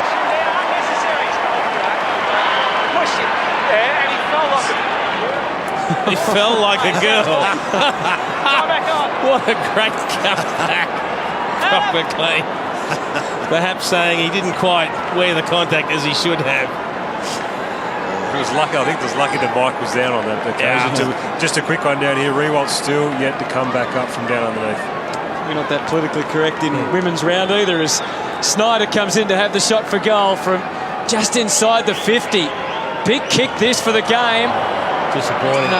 Look at his finishing position was down on one knee. Yeah, he slipped. I think that's twice he slipped. The last time he went for a mark, thinking the free kick. Rewald, he slipped as well. Oh, it was actually retaliation because he dropped the shoulder into McLean, who was following Lenny Hayes, and then a little push, he went to ground very easily, just sucked him in. And Delaney spoiled the ball over the boundary line in the meantime. So there's the retaliator that gets caught. Blues struggling at the moment to get it out of defence. Let's see what happens here. Can the Saints get another one and really bring this game to life? Warnock's under the pump, loses the footy. Joey Montagna gets a quick kick, travels only to Everett, who gives it to McLean, who gives it to Murphy, now to Yaron. Good pressure again. Blues away, holding at the moment. Opportunity for Menzel. They're starting to hunt the man and the ball though now. The Saints, they're the ones that have taken control of this situation, and the Blues are feeling the pressure. Was what we were just talking about. They conceded far too much uncontested possession in the first half. They've got to put the pressure on. Everett gives it off to Yaron. Short to McLean. And you can't just do it for 5 minutes. You've got to do it for the whole second half. It's drifted down towards centre wing. Has a look down the line.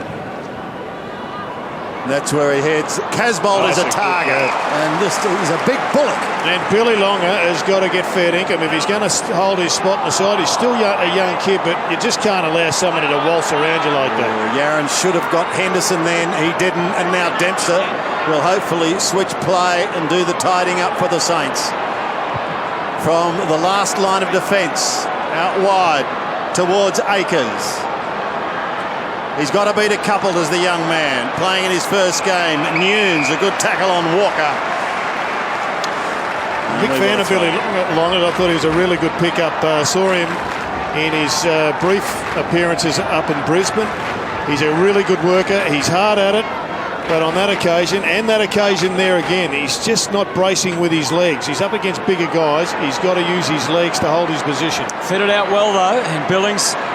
interesting handball to Stephen. Did he get a shove in the back there? Ball over the boundary line, and we'll have a throw in. So the margin reduced to 25. A couple of smart goals, and then a couple that went begging as well for the Saints. So they've dominated much of this third term. The Blues' response will be interesting. Dunstan just eases the ball up to Billings again. He's starting to find the right places to station himself at the moment. Jack Billings, number 3 draft pick, pumps it deep inside the 50. Still no revolt down there. So it's well done. A lot of variety as far as scoring options are concerned. Not the most orthodox of options, you have to say, as Montagna has the flying shot for goal and misses. Margin back to 24 now. And Hutto, still no revolt come back up yet, guys, but saying that, they've actually looked a little bit more dangerous without him on the field. Yeah. A couple of early goals. Here's Casbolt. Saints, incidentally, with the inclusion of a couple of players this week, having used 34 players so far this season. Gibbs looks wide to Armfield. Late inclusion for Heath Scotland. He backpedals to Yarran and he'll switch play. Will he go to Sam Rowe? Spends a little too much time thinking about it. And now eventually goes back to Casbolt, who can't get there in time. We've got a player down behind players, St.Kilda player, that's Luke Dunstan. Yeah. He went down pretty heavily. Rewalt back out, Moons. That's good news for Saints. Oh, he's coming off.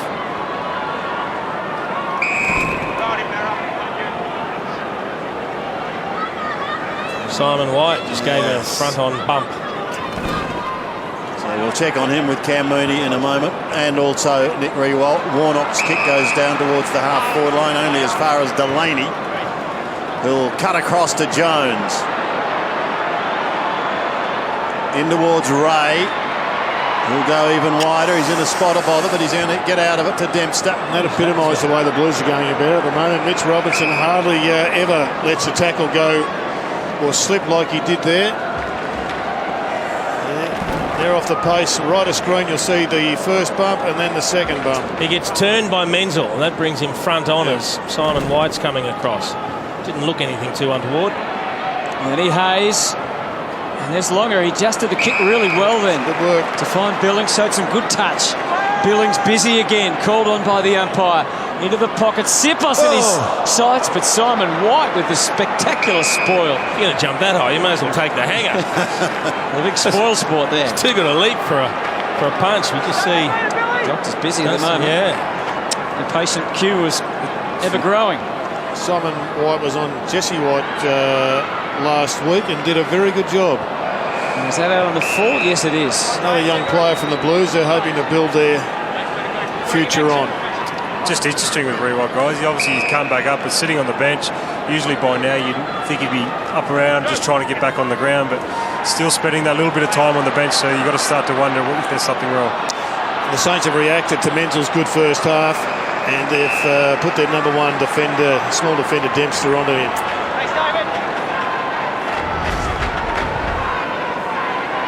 Here's a look again at what happened to Nick Rewalt. Maybe just a compression of the head and neck. Just appeared to be out of it for just a second or so after clashing with Murphy. No chance. Okay, thanks. Thanks, Dennis. Thanks, Jack. Clear behind me. No sign of Maverick Weller warming up. He's warming up a little bit down there. Well, that's the interesting. They could use that 20-minute window as well. Simpson lost it. Stephen did also. Now Gibbs. With a little kick towards the half-forward line. Daisy Thomas, a long way from home, can come into the middle. He's got a couple of options there, either Everett or Buckley, who chose the former. Nearly gave away 50. Schneider, very quick to get back. Oh, he's kicked into the man on the mark. That was Schneider. Now the door opens there for Sipos, who's had a very quiet night. Billy Longer tried to get it wider to Schneider. Nunes is there to give it to Hayes. Lenny's away. The Saints are away. Joey Montagna on the outer side, looks up towards the half-forward line. Kick drops short. Buckley drops in the hole and takes a timely grab. Work rate has dropped in half by the Blues. Total uncertainty about their ball movement now. Simpson just sets it up high. Casbolt's been their go-to man. Robinson got tunnelled a little bit. He's going to get the free. Jamison's playing forward for Carlton at the moment. He's with no revolt on the ground. He hasn't got a match-up, so he goes to the man who can certainly take a mark, and that's Casbolt. Amazing, James Quilt, because he took all the time in the world throwing the ball back, and all his opponent did, Casbolt, was run forward into the attack 50 and get the next kick from Robinson. Guys, good news. Rewalt's just come back onto the ground. All right, that is good news for the Saints, who are making a charge in this third term. Being held up momentarily, though, by Levi Casbolt. And he's doing a lot of neck stretches, Hutto, so he's feeling a fair bit of pain through there. So here's big Levi from about 55. He's given it plenty. It's going to go right to the line and beyond. No, touched right on the line. That's a good roost from 55. Or is it? We're going to have a referral, are we? I believe it's touched. I'd just like to check. Yeah, getting a little bit too close. The comfort there, the umpire. It's called a touch. Yeah.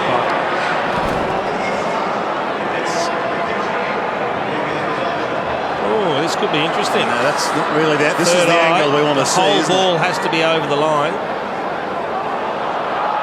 No, that's a good call by the goal. Good call. Great vision, the third eye. Yeah.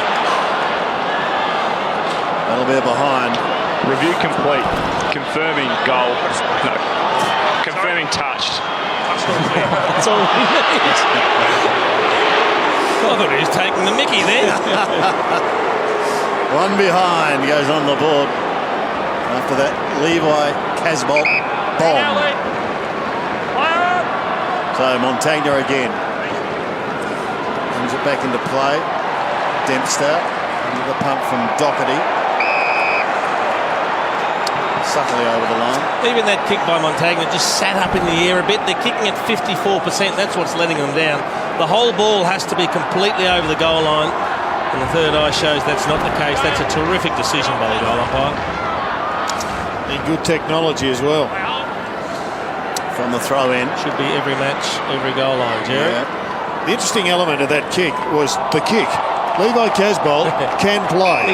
We know he can take the mark. We know he can provide shots at goal, but that kick tells you just how good a kick he can be. If he can just get it 20% more consistent, the Blues have got themselves a player. Indeed they have. Simpson through, but lost the football to Gwilt, who's had a very quiet night. Gibbs works well. Simpson again onto the left foot, coming towards Daisy Thomas. He's going to be outgunned here. Gwilt sneaks away from Armfield. Kicks to the wide open spaces. Now there's been a whistle and it's going way back. Cut it out. Cut it out. I think it's against Dale Thomas. That'll be St.Kilda's kick. That's costly, isn't it? That is costly. He has not had a great night, Dale Thomas.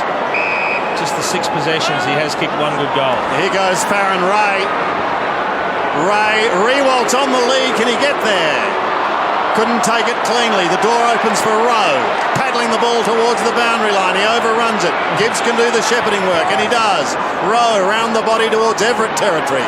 Got to show some composure, some of the Blues, Jason. They need some leadership, get the ball in the hands of the good decision makers. I'll tell you what, I reckon we saw... Because they are panicking right now. We saw the hangover of Nick Rewalt's stunned blow that took him from the field because he just lost balance. He didn't handle the ball cleanly when he'd been so good early on. Well, we just saw Gibbs, Murphy and Simpson all involved in that, Jared. And now Henderson, he's another one of the more classier players, to full forward, and the full back takes the mark. And it was always going to be an issue for the Saints, just slightly stretched down in the forward line with Rewalt going off the ground. And then the good decision makers got hold of the football, and 3 successive marks and kicks sets Jamison up for a rare feat. Rare indeed for Michael Jamison. Jack Stephen coming from the field. 1 goal 9 in his career. So you're predicting me shank, are you? No, I didn't say that, Jason. As long as he doesn't go for a grubber kick, Jason. Here's the shot. Michael Jamison, full back. A rare intrusion into the forward line. Shows them just how easy it is. He's put it through for the 2nd goal in his 118-game career. Just see, this is Daisy Thomas. You just can't do silly things like that. He got dumped for his trouble. Oh, there it is. I think that was the free kick right there. Too far.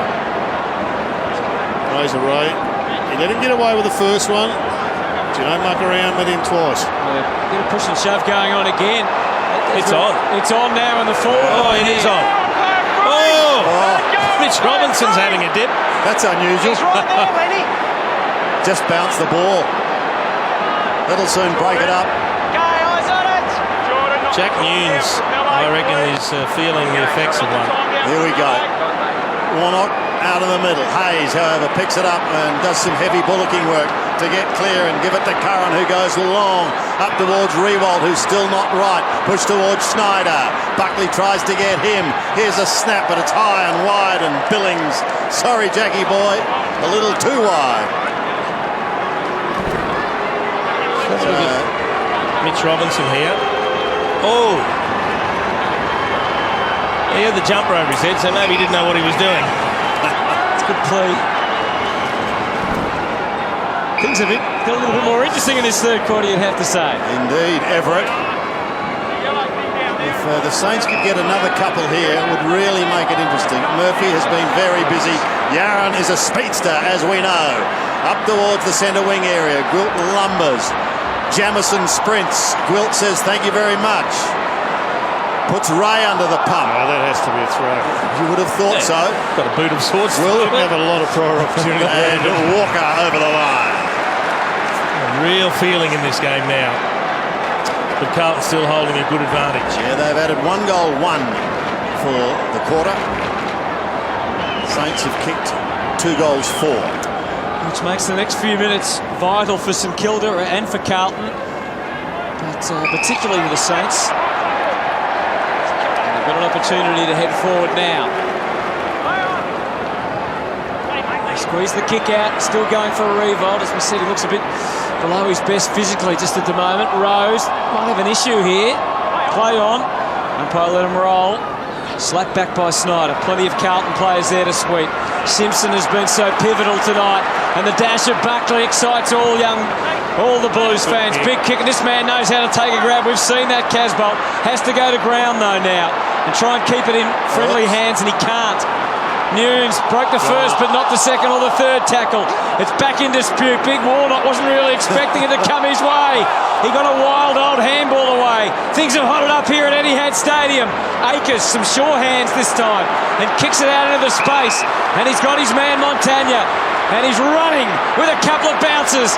That's the way he runs, Lee Montagna. Then he left it behind for a moment. Had to go and retrieve it. Riewoldt comes up to gather. Off the left, hurries it inside 50. A fumble back there from Walker. A chance to recover. Still hasn't yet. They're just fraying around the edges a bit, the Blues, at the moment. Under some serious heat here. Jamison didn't know which way to go, but he made a good decision in the end and gets it safely out to the wing. This is more like it, though, from the Saints. Jason, if you thought we were being hard talking about intensity in the first half, what we're seeing now is absolute proof. That last run from Montagna on the wing, he had Nick Riewoldt 20 metres clear on the lead. He had 2 bounces, ended up fumbling it, and then didn't have any targets. Doherty, Yaron, Murphy, but it's Snyder who intercepts, paddles it in towards half forward. Stanley, now what can he do? From 49 metres, he pulls it a little too far to the left and run behind. They're just shaking them up at the moment. Even the Murphy dropping the ball there from a mark he should have taken. You see that Blake Akers looks like he's been substituted, Moons. Yeah, he's just come off, guys. Maverick Weller's come on for his run, so get a little bit of run through the middle of the ground. Hopefully get his score on the board for him too. It'd be nice. Great kick. Menzel to Doherty. Just go. Yeah, he's got some space and some time. It's got to be good to Thomas. Oh, free kick. Didn't make it dirty. He covered. I think once he'd given the free, though, he actually did well to make sure that Thomas couldn't get up quickly. Too far out to score. They're going to work hard to fill up the gaps here, the Saints. Not pushing back hard enough. Still a few gaps to lead into. Well, Levi deep. Get him in the goal square. Get it to him 1 out. He goes back to Walker. The drag goes into Buckley. He's up against just a couple of game player and Bruce. Simpson. He's still in the middle of the ground. Probably come out to Jamison now. And does. So they're making little headway at the minute. Jamison. Great kick. Finds Casbolt. Now, similar spot. Skinny side, Chambo. That's about where he kicked the last one from. Yeah. It went right to the line. It was a massive risk. Got Warnock down there. He's got Menzel short. He's going short. won't get there in time. Ellard's kick partly smothered, comes back towards the middle of the ground. The Buckley hand pass is going to be okay, and it's pumped forward by Sam Rowe. A high ball, big pack of players. Who's waiting down in front? No one able to complete the mark. Pressure on Jones, tries to get it out to Gwilt. He goes to ground, and he's gang tackled. He's going absolutely nowhere. We got a stoppage with just under 4 minutes remaining in this third quarter. The Saints desperately trying to claw their way back into this game. Oh, they have to defend grimly right now. Warnock with that advantage in height. Got the tap down. Gibbs couldn't forge a path. Gwilt goes to ground again. Oh, he's got a free this time for some high contact. He's playing with fire going to ground like that, though. Got the whistle in his favour on this occasion, James Gwilt. Just got to find a bit of run, a bit of open space. Gets the call from Bruce, who can take the mark, quickly assesses. They've got some options across half forward. They dry up for now. Went short to a one-on-one, and pretty easy picking there, easy fodder for Jamison. A couple of times he just hasn't assessed the right option this quarter, Josh Bruce. So the margin 29. A dramatic quarter. Good coming off the ground. They're getting in the road of the boundary umpire, who now can complete his task. Hurls it back in. Warnock down for Yaron. Great touch from Yaron. He's off and going again, but the handball from Robinson. The ricochet. Jones to Hayes. Couldn't see off McLean, but he did release it. Weller into the 50. Stanley hits it hard. Buckley comes the other way. Again restrained though. Now how's the umpire going to read this one? Ball up. That's consistent with most of the interpretations we've seen so far tonight. He couldn't do much more there, Buckley. He was ferocious at the footy. Gets up. Come up with a corky. Yeah, feeling it. The intensity's gone right up in this third quarter. Slapped away Stanley. Down to Snyder. Can they get a hand on it? Yes, they can. And it's Rowe who does the good defensive action. See, they're pressing. They just can't chip away another goal or two to sort of get themselves close enough to have a real crack at them. Tui under pressure but got his kick, dropped short to Hayes. Now Snyder might get another chance here. He's 55 from home. Goes to the top of the square. Rewalt was a flyer. Jamison waits down. Cool in a crisis. Simpson, a high ball. Yaron's going to be outnumbered here, and the mark is taken by Webster. 37-22 in the contested ball here. It's self-evident just watching the game that things have changed dramatically for the Saints, and it's been at clearances and contested footy that they have just taken control of this match. Haven't quite got reward on the scoreboard. Jack Stephen caught one, so he leaves the ground. Webster comes running in without wasting any time at all, goes across the face of goal and puts through a behind. Gee, they've blown some chances, St Kilda. They've kicked buddy-like numbers. 2 goals, 7 in this third quarter. It's a Carlton 1-1. Couple of stitches in there to Jack, and he'll be back, no doubt. Simpson goes to Armfield. Gee, they found it hard to get out of defence cleanly, haven't they? They've lifted the intensity of their pressure. Let's have a look at Jack Stephen here. It just runs into the elbow. Yep. Unintentional. He'll be back out soon. He's a tough little nut. The best and fairest, reigning best and fairest. Armfield. Warnock left to do his own roving work. Couldn't get it clear. Neither could Ray nor Robinson. Ray gets another opportunity. Now Montagna wide. Shenton to Gwilt. Can they find a target inside 50? Gwilt's away. It's a flat-looking helicopter punt. It goes inside 50 just for the moment. Jones may get another chance. Brings it outside. Thought about Rewalt. Now steadies. Goes across goal. McLean sets himself. Coming through strongly was Sipos. Here's Shendon. Kick smothered. Will he get another opportunity? No. It's the Robertson hand pass to McLean. Carlton out of trouble again for the moment. Where are the runners? Montagna will be first to it. Thought about going backwards to Dempster, but then swings it round and finds a teammate in Lenny Hayes on the outer wing, just forward of the wing. Half a minute remaining, so there's time for the Saints. If they could squeeze another one out, they're right back in this game. Jack Billings can't take the mark. But you could see a sense of anticipation, perhaps, on Richo's face. 14 inside 50s to 8 for the quarter, Sandy. Yeah. Here's Warnock again in opposition to Longer. Gibbs on Hayes was interesting.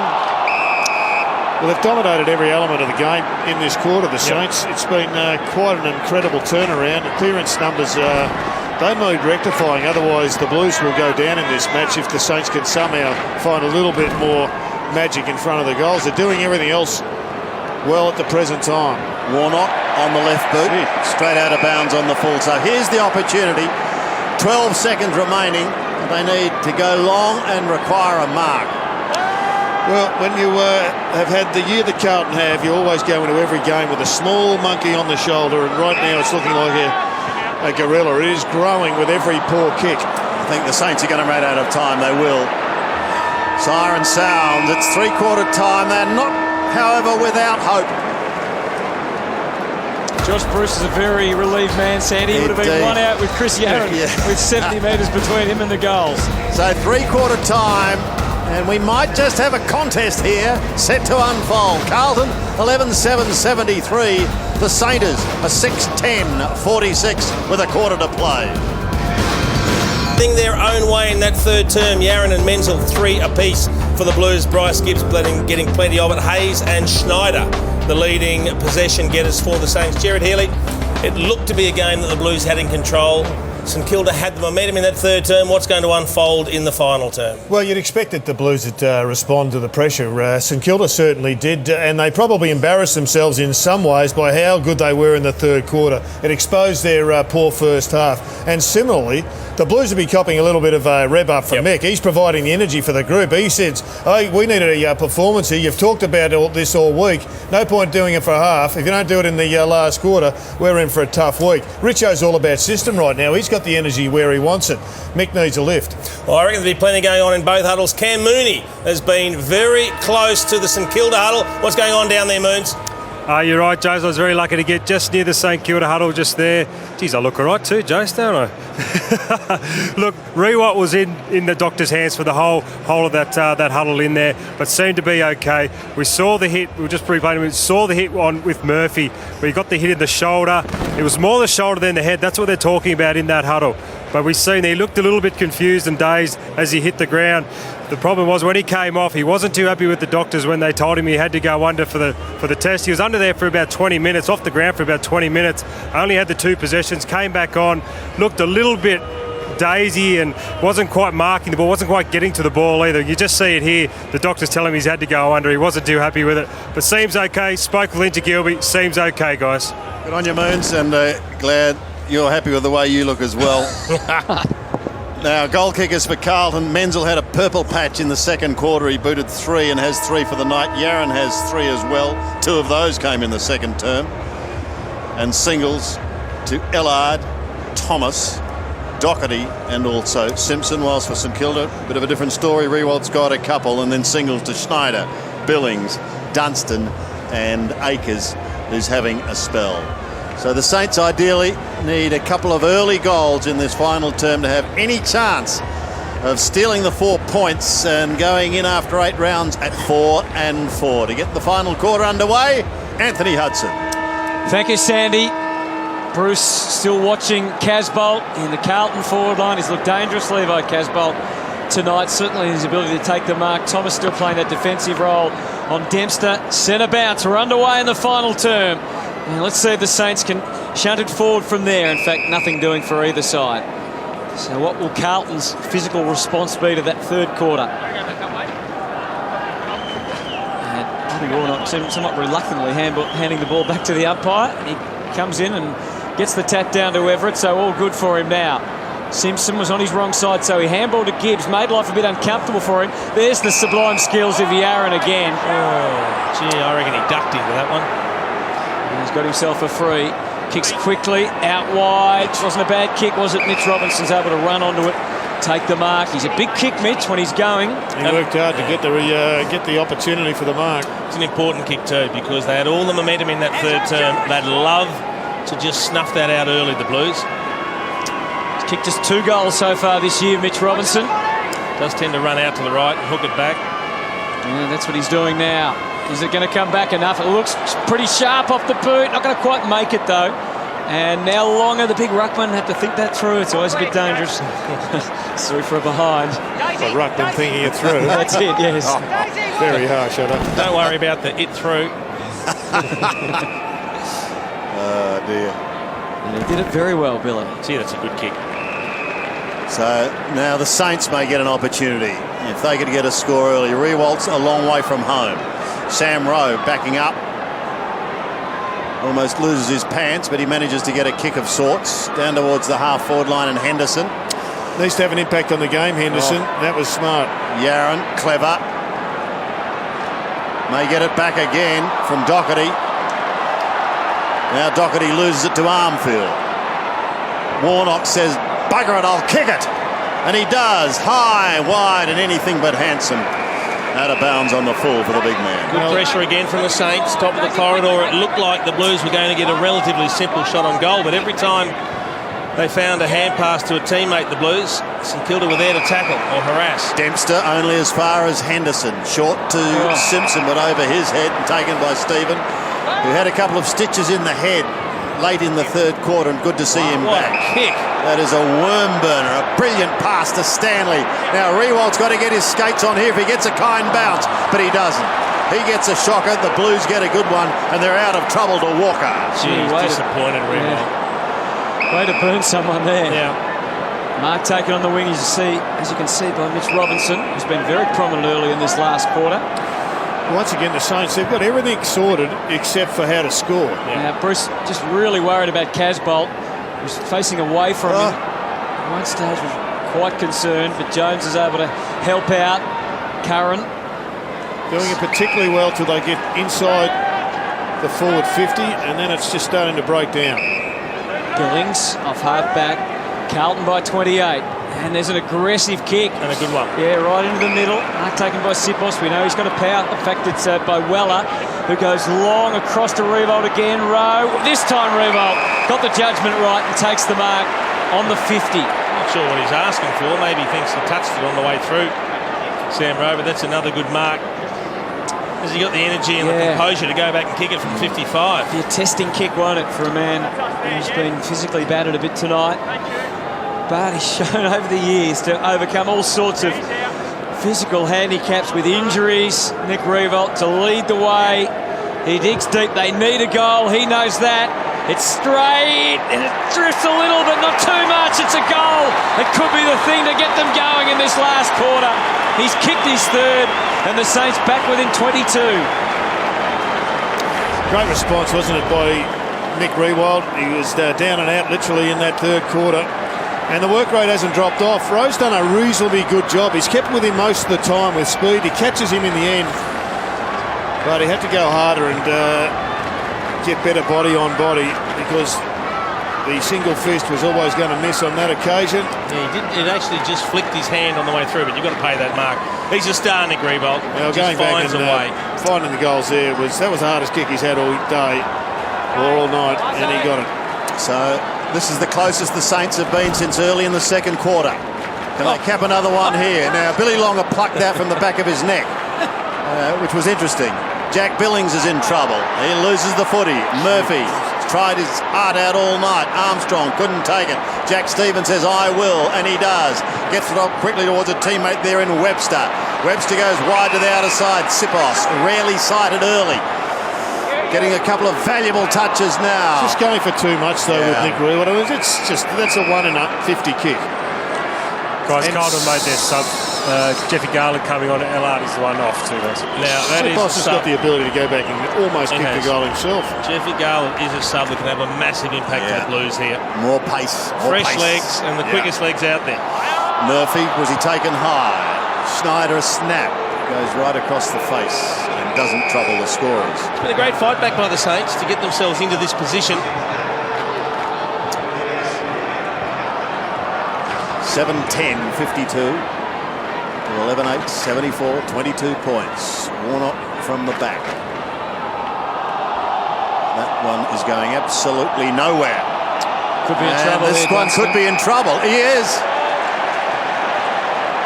Boy, well, they were stacked on top of each other like pancakes. But still he managed to find something. Now, here goes the runner. Yaron gives it back, and will he take it back again? Perhaps he should have, because that's gone out of bounds on the full. What they did was they made Cade Simpson kick on his right foot. That was the key. They didn't allow him back onto his left. Now it's Sipos. Just some hesitation. In the end, it's the top of the square. Longer is the tallest. Target's going over his head. Simpson forced to defend. Dunster, we know he's a young bull, came charging through. Armfield had some help from Gibbs. Kicks it to half back. Twisting and turning is the skipper Murphy. Good tackle. Just a wild handball. Dempster on the move. He was turned, so there was no free kick. Saints have got numbers at the footy, though. Stephen hurled it out again. Hurry kick inside from Weller. 30 out from goal. Dunstan, what about that? They're coming hard, the Saints. Just can't apply the finishing touches. Margin 21 now. Just if they could get one here, just could set them alight. I think Mick Moldhouse just showed us that he's a little concerned. Well, about he should things be, as well. because they're not desperate enough right now. For a side that's under siege, they'll get desperate. If the situation gets desperate, they'll get desperate. Walker to Henderson to Garlick. Too late to take him on. He's away. Around the boundary line. Did he go over? Oh, that's downfield. And it's going to be downfield to big Levi Casbolt. Levi's been in very good kicking form. He's just about ready for one, and that is dumb. Yeah, it is. That's dumb footy, you're right. Now, the distance won't be a problem here for Levi, because we know if he gets a big bulk behind it, he's going to have no worries about kicking at 55. He's going to be kicking from probably 50 or maybe just inside. A big steadying goal required here for Carlton. He has a good look at it and resigns himself to the fact that it is one behind. To let off for Jimmy Webster. Yeah. So Joey Montagna to bring it back in. Thinks about going straight down the middle. Now called to go. He does go down the middle. Robinson will be the spoiler coming over the top. Buckley's waiting down, but his kick was smothered. McLean gets the hand pass away. Robinson again. Big bomb up towards the pocket. Everett and co. No one able to take the mark, and it's taken over the boundary line. We've got to throw in. Menzel lurking as he did in the second quarter when he booted 3 goals. They need another 3 from him in quick succession, the Blues. They don't want to just fall over the line. They want to make this a memorable victory. That was a great tackle there from Mitch Robinson to try and lock it in, and again from Garlett, and again from Gibbs. The Blues knew they had to work hard. Simpson sets it up. Anyone can have a crack. Casbolt, the most likely. Dale Thomas tries to shake clear. He did once, but not twice. And now it's up for everybody again on the floor, and the umpire forced to get involved again. So 9 minutes in, 13 remaining. You can see everyone in that half of the ground. The footy about 30 metres out from goal. Ray's got centre stage, hurls it in the air. Longer again in that combat position. Quick kick away, Hayes. Going to be scooped up by Tui. On the run, flicks it out. Brock McLean, has he got enough left in the old tank? No. Not to look at that. Gee, maybe he look at the eye. Maybe he couldn't see. Blood streaming from it, and he has to come off. Wouldn't have been able to see the target at all. He might have kicked it exactly where he thought the goals were. Well, they're in an interesting situation now, the Saints. Plenty of time to go, but they're going to have to take some calculated risks to win it. Going to have to be brave with their decision making, try and get the ball into the corridor as often as they can and get it down there with speed. Also got to hit a couple of targets.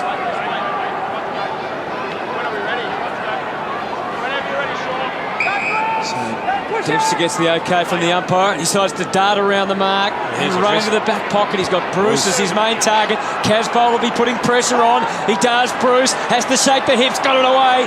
Shenton gets the handball. Again, asking a lot of his teammates, but his teammates are up for it. Billings streams away. Classy young player. Hits Revolt. They head in. Even numbers in the forward 50 if he gets it in there quickly. Stanley makes the lead. There's nothing that he liked at all there, Nick Revolt. Now they've flooded some back. Kicked it over Stanley's head, and Jamison takes the grab, and now the Blues can crank it up, and they can bolt, and Gibbs is out on the outer side. Look at Gibbs. He's got hectares. He ambles. He strolls on this Monday night Up towards the forward line, then bends it back, trying to accommodate Menzel. 3 magical goals in the second quarter, but a beautiful tackle brings him to a halt here, but he still gets rid of the footy. At the back, an opportunity. This will be a gimme goal, and it is to Yaron. He gets his 4th, and it's a steadier for the Blues. Chris Yaron back in the side this week, now has 11 for the season. And it just gives the Navy Blues a little bit of breathing space. Back to 81, playing 53. Again, it all came from a turnover at the other end. Revolt just misses Reece Stanley. The quick change of direction, and then the Blues are out. But they made hard work of it. Bryce Gibbs was very iconic, wasn't he? He was. I think he might have thought he had more time than he actually did, but he still didn't really hit a target. But there's the chain of possessions for the Blues. They were pretty precise until the final one, and it ended up being a collision with the Saints that set them up. He said 33 disposals, Bryce Gibbs. Quick kick back inside, could change things. All opens up for Nick Revolt. Off to Sipos, has to hit the target. Doesn't.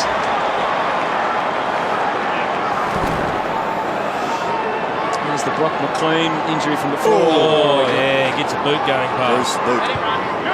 That's a good kick. So quick kick in to Walker. He can kickstart them from the half-back line once again. They just haven't had the polish, the Saints, whether it be the last kick going inside 50 or the chances to kick the goals when they've needed them. Anderson couldn't take it at the back. Murphy, who's also been prolific, off to Gibbs. Back to Murphy. Short once again to Armfield. So the Blues have it on centre wing. Have a lead of 27 points. Walker charges forward, kick's got to be good, and it is. Menzel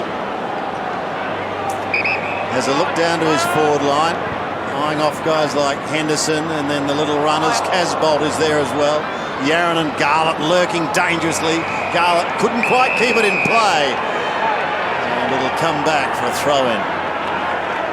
But they've got it down in their attacking zone. They've got to the sub Garlett on with fresh legs, and he's set to pounce. Well, it's an important 10 minutes for Jeffrey Garlett. He's been down and out a couple of times with the Blues, lacking a bit of confidence. He gets an opportunity to kick 1, maybe 2, and just relaunch his season. Another stoppage. Good tackle by Jack Nunes. Brock McLean back on after having that eye cleaned up. And in the thick of things. Once again, we could have another stoppage, or is there a problem at the bottom? No. Gibbs 34 disposals, Simpson 32, and Murphy 27, leading the way for the Blues. Lenny Hayes with 28, leading the way for the Saints. And it's going to be the 3rd stoppage in probably a minute. Well, it won't bother the Blues because the clock becomes the enemy now for the Saints. Correct. Casbolt with the right hand flicks it now. Armfield will be tucked on a tight angle here. What can he do? Straightens it up magnificently. And Menzel takes the mark, and he'll go back and he'll kick for his 4th goal. And they would have all come at this end of the ground.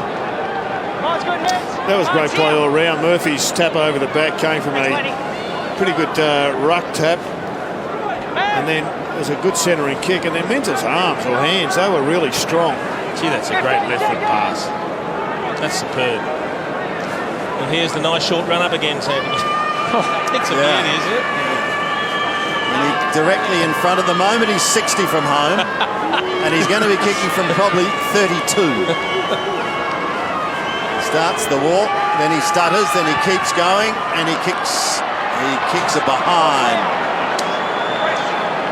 Gee. Too much think time, Sandy. Yeah, way too much think time, Moons, I'm afraid. 54 plays 82. 9:13 on the clock. It was slightly ajar for the Saints. It was a pity from a Carlton point of view after such a terrific passage of play. Wasn't capitalised on. Stanley sneaks out the back door, though. Swept on it. Walker has time to run back and hit a target. Garlett was moving one way, Robinson the other. There's Shenton. Garlett almost gathered it. Robinson only knows one way. Straight towards goal. Straight ahead. Opened up for Garlett. Just a bit of a fumble as he tries to get his touch back. Wide old handball. Here's Gibbs. Wades his way through. He's caught. Took about 3 Saints with him. Menzel looking for a free. Gibbs goes again. Jones didn't panic. Hammers the ball out and gets it to the safety of the line, and we'll have a throw in. Now that is the way forward for Jeffy Garland, is just see ball and just burrow in and get the ball, and just it will open up for him. He's got too much talent for it not to. So from the throw, Warnock just poked it down. Again, McLean, been a pretty important player for them. High ball, Henderson against 2 Saints. Yeah, he's lurking with plenty of intent. Keeping them just wondering where he's going to move next. Centering ball, and this man, he knows how to take a grab. He's a player, this kid, Jason. Menzel. He's a natural forward, isn't he? Because he reads the play well. He always presents in the right space. He makes it very difficult for the player with the ball not to kick it to him, because he's the one they see every time they turn. There's a few Carlton fans not that impressed that he was the sub last week. Well, the St Kilda defenders, the St Kilda forwards have cleared the 50 at the other end of the ground so he can have a decent run up. just threw up a bit of grass. I was wondering what the breeze was doing. It's a Matthew Lloyd fan. Well, it's a long way in, isn't it? Almost has to kick the ball as far as he's run in. Menzel from 50 this time. Done it again. Similar to last. You'll see what the problem is. He's tired by the time he gets to kick the footy. Exhausted. Another minor. Carlton's lead is 29. A crowd of 26,000 tonight, which I think last year was 34 when these 2 sides met on this occasion. So it's not a great crowd. They've got to try and use the corridor a bit, the Saints now. Sibos. That's the kick. Yep. Comes in towards Jack Newnes, who wastes no time. And they can't waste time now. Rewalt, he can play on here, 50 metres from home. Onto the left foot, which wasn't extremely pretty. Mark not taken, however, by Walker, so there's still an opportunity for the Saints, but Warnock is there to tidy up, and the big man does well. They'll get it out towards Simpson. It was touched, so you've got to play on, and Dempster crunches him. Brings him to ground. Armfield does likewise over the boundary line, and we've got a throw in. What was that? I'm not sure Kate Simpson heard the ball touched. He thought he's taken a mark and then gets drilled. I think Sean Dempster heard it though, Jason. Oh, he did. There's the throw-in. I think he got a clip over the ear as well. Warnock from the back. Montagna can't bend it back enough, and it's out of bounds without troubling the scorer. A wry smile from Joey. Just the 20 possessions for Montagna, and he's kicked at 29%. Andreas Everett's done a very, very good job on him. He's had 18 possessions himself, Everett. Percentage is most unlike him. Now Tui is called to go, and eventually runs out of room. Take 2 to McLean. Centering, that's all right to accommodate Murphy. Oh, they're out here. He can go wide to the outer side now. Get ready for some running here. He should have marked it, Bull. Should have marked it. He's got Robertson screaming for it and making plenty of ground. Takes it well with the flight. Running with the flight. He's going to go back now and try and kick the goal that will definitely put this game beyond doubt. Well, it's pretty clear what they're doing with their kick-ins, and it's a good strategy, and they've implemented it pretty well a number of times tonight, the Blues. But the next opposition, they'll have a good look at it. They'll go to school on it, and they'll have to come up with plan B. Saints have had a very good record against Carlton. They've won 16 of their last 19, but this is going to be Carlton's night tonight. Mitch Robinson hoping to close the deal.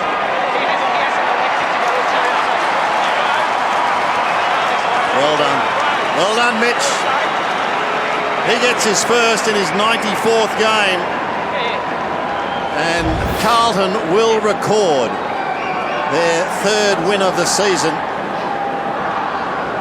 It's a bad breakdown of the kick-out zone, though, because it got held up when Tui got pressured through from behind, then he brought it out, then they found Murphy in the corridor, and 2 players were able to get over the back for the long kick from Murphy. So I think Alan Richardson will be pretty disappointed in the way they read that setup for the goal kick, or the kick after the behind was scored. Monday night footy at Etihad Stadium, and Carlton 34 points in advance now of St Kilda. Down to the last 5 minutes. And they want some more, the Blues. Warnock heaves it inside. Casbolt was a big target.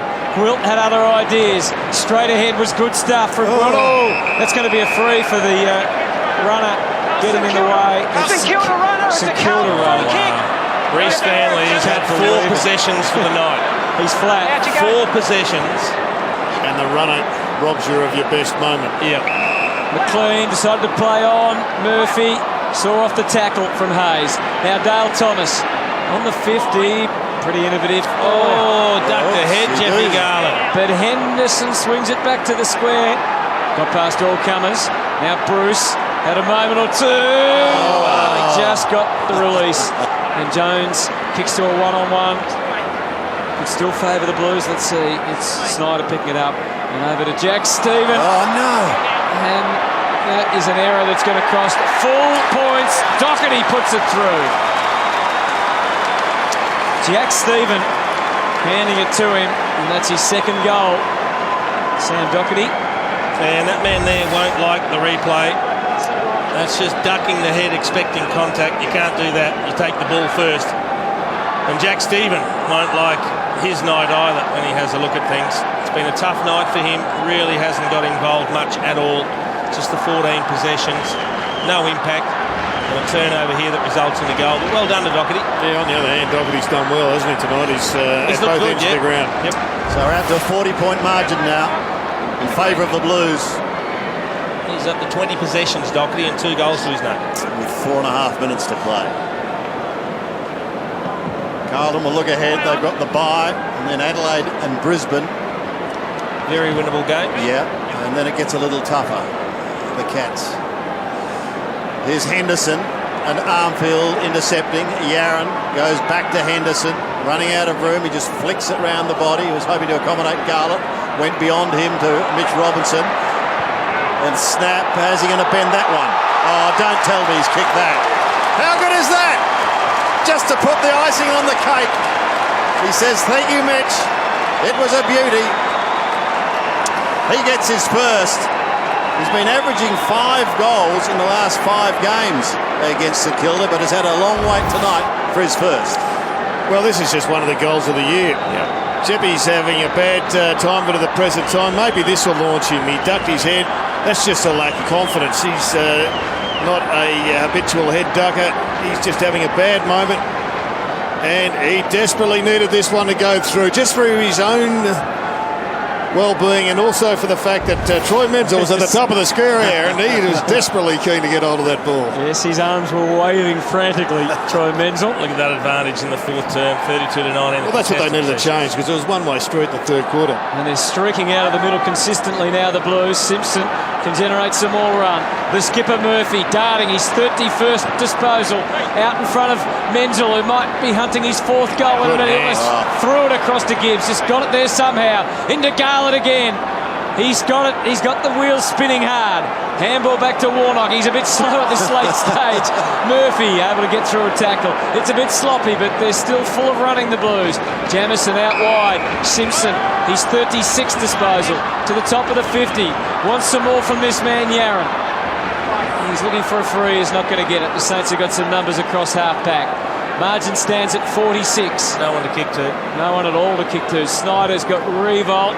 Takes it very wide. It'll give the Blues a chance to get some coverage back inside the 50. Weller's screaming for it at the top of the arc. They will take some positives out of this loss. So the Saints beaten 140-odd points last week. You do have to put in competitive efforts on the back of that. I mean, everyone would love them to have pinched the 4 points if you're a St Kilda fan.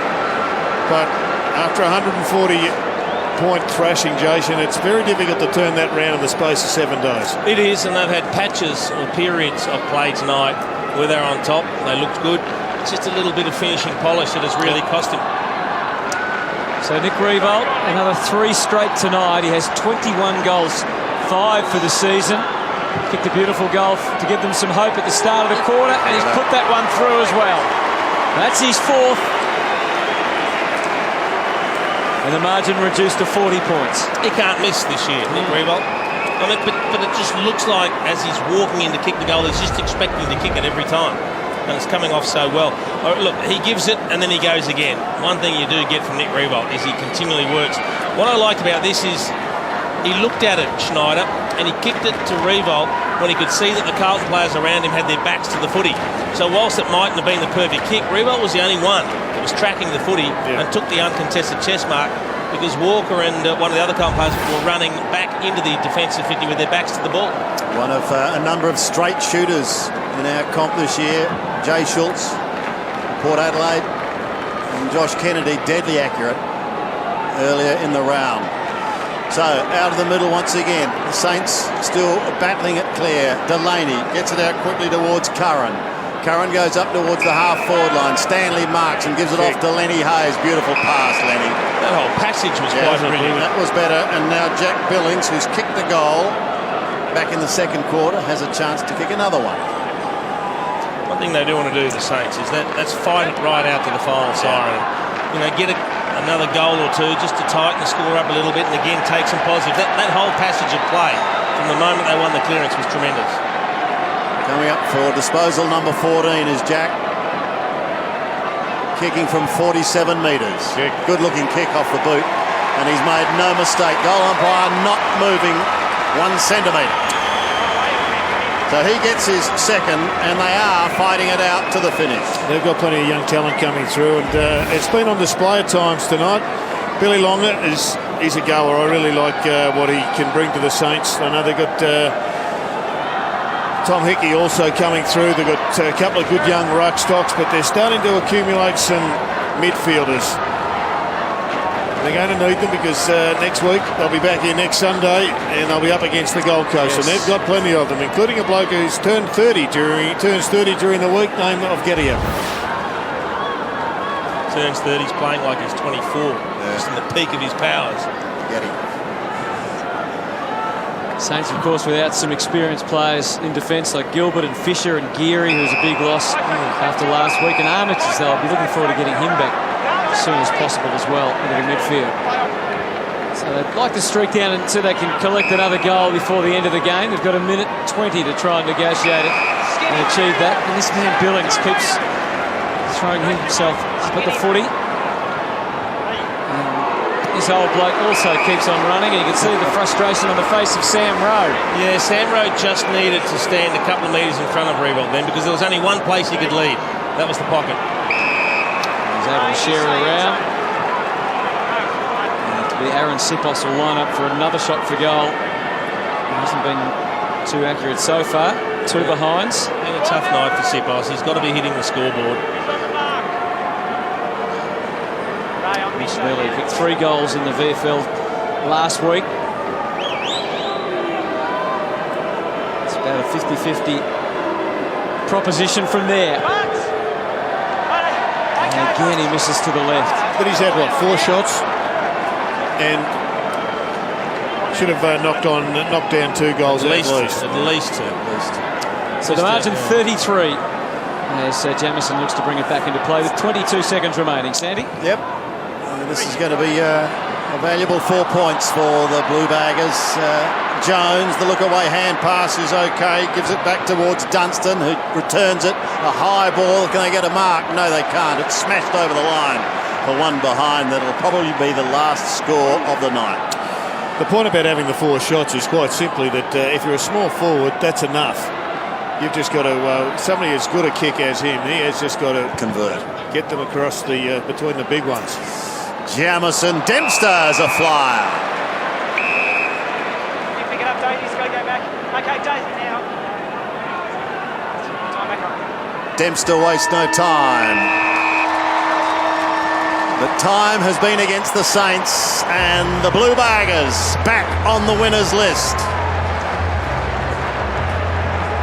Successful in the end by 32 points. The final score, Carlton 15-11, 101. St Kilda 9-15, 69. Well, the game had plenty, boys, didn't it, along the way? A few of them tangled from each side. There was some blood. We had some injury worries, a bit of a fight going on, but Carlton simply too good. Both sides didn't take the most of their opportunities at various stages when they could have put themselves much further forward. No, I think we're looking at a couple of teams that are outside the 8. They're bottom 10 teams. Where exactly they fit in that mould, we're not quite sure. Let's head down onto the ground. Cam Mooney with Chris Yarran. I am Jason. Chris, fantastic result after last week. You really came out in that first 5 or 10 minutes and showed massive intent. Yeah, we wanted to make amends for last week. Obviously disappointing against Collingwood last week, and lucky enough tonight we got the win, which is great. Well, that third quarter, they came at you. They just didn't let you have it all night, did they? Yeah, quality side St Kilda. We knew they were going to come, but we just stuck to our guns and stuck to our structures. And lucky enough we came along way with the win. What about yourself? You started your career as a forward, went back for a number of reasons. Now you got back forward. Looks like you've got massive confidence up there at the moment. Yeah, so Mick's given me massive belief in whichever position I play, and to play forward and then back again, which is always being a swing man, is something that I cherish this year, and hopefully I can continue my form throughout the year. What about your running goal? You got the ball just here in the back of the square and just took off, and you're almost just taking the mickey out of them in the end. I tried to do a Lewis Jetta like a couple of years ago, but that's my strength, so I use my run to my advantage, and lucky enough it came off. Oh, mate, you excite all of us. Well done, mate. Good on you. Thanks, mate. Appreciate it. A beautiful running goal after 4 bounces for Chris Yarran. He finished with 4 goals. Menzel booted 3. They were the major contributors for Carlton, whilst for St Kilda, Nick Riewoldt, good old reliable St Nick, 4 goals once again from the 5-time best and fairest. Jack Billings kicked a couple as well. Just over 26,000 fans here tonight, and stay with us on Fox Footy. More interviews coming your way, and of course heading back to the studio as well with Eddie and the team who'll analyse this Carlton victory. But right now, let's head back to Moons. Well, Menz, we're just talking about how many times you'd been subbed, and is that just a little message there to Mick to say stop putting me even the best? Yeah, well, I've been trying to shake it the last couple of weeks, and obviously done enough to get a full game this week, so hopefully I can stay on the side for a while. What was spoken about during the week after the Collingwood performance? We know it was a really poor one. What was the main message coming into the game? Yeah, look, it was really just let's try and look forward to next week. I mean, it's always a new week coming in footy, so just really try to get our structures right, our game plan right, and I think we did it for the most part of the day, and it was a good win.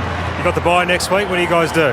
Yeah, we've got a couple of days recovery, then we got a bit of a 4-day break, so I think the boys will be relaxing a bit and just getting away from it for a little bit. I'll let you get down there. All the supporters, they all want to see the star of the moment, mate. Well done. No, thanks, Cam.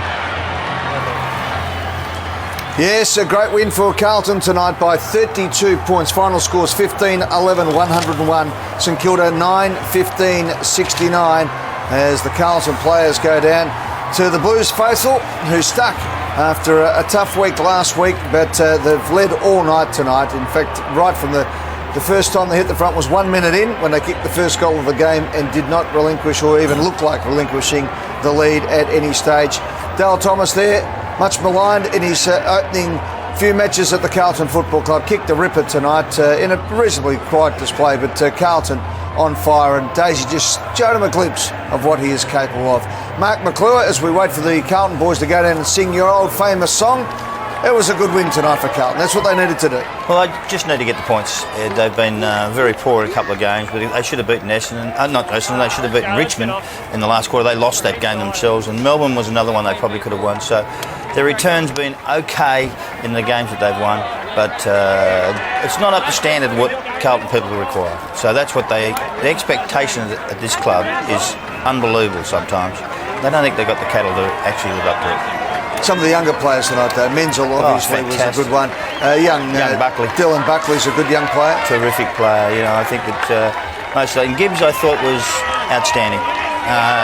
Much maligned as you talked about it, though. Yeah. Contract talks, all those sorts of things. But he stood up really well. 17 contested possession, the most on the ground of any team. So terrific performance by him. Doherty was very good. He was another young guys too, and Vossi knows a bit more about him than most of us, and he shows some promise. Yeah, he runs the lines. He won't. His repeat speed's very good. He follows up his play quite well. He should be at a stage now in his career where he's ready to take a position in this team and keep his position in the team. You've seen his finish. It was pretty untidy early in his career, but was able to finish those goals, and he'll be a worthwhile addition to this Carlton football team. Arnfield as well added some pace. Yarran added some pace. Garland added some pace. That's what they need. Let's go down to the Carlton rooms to sing the song.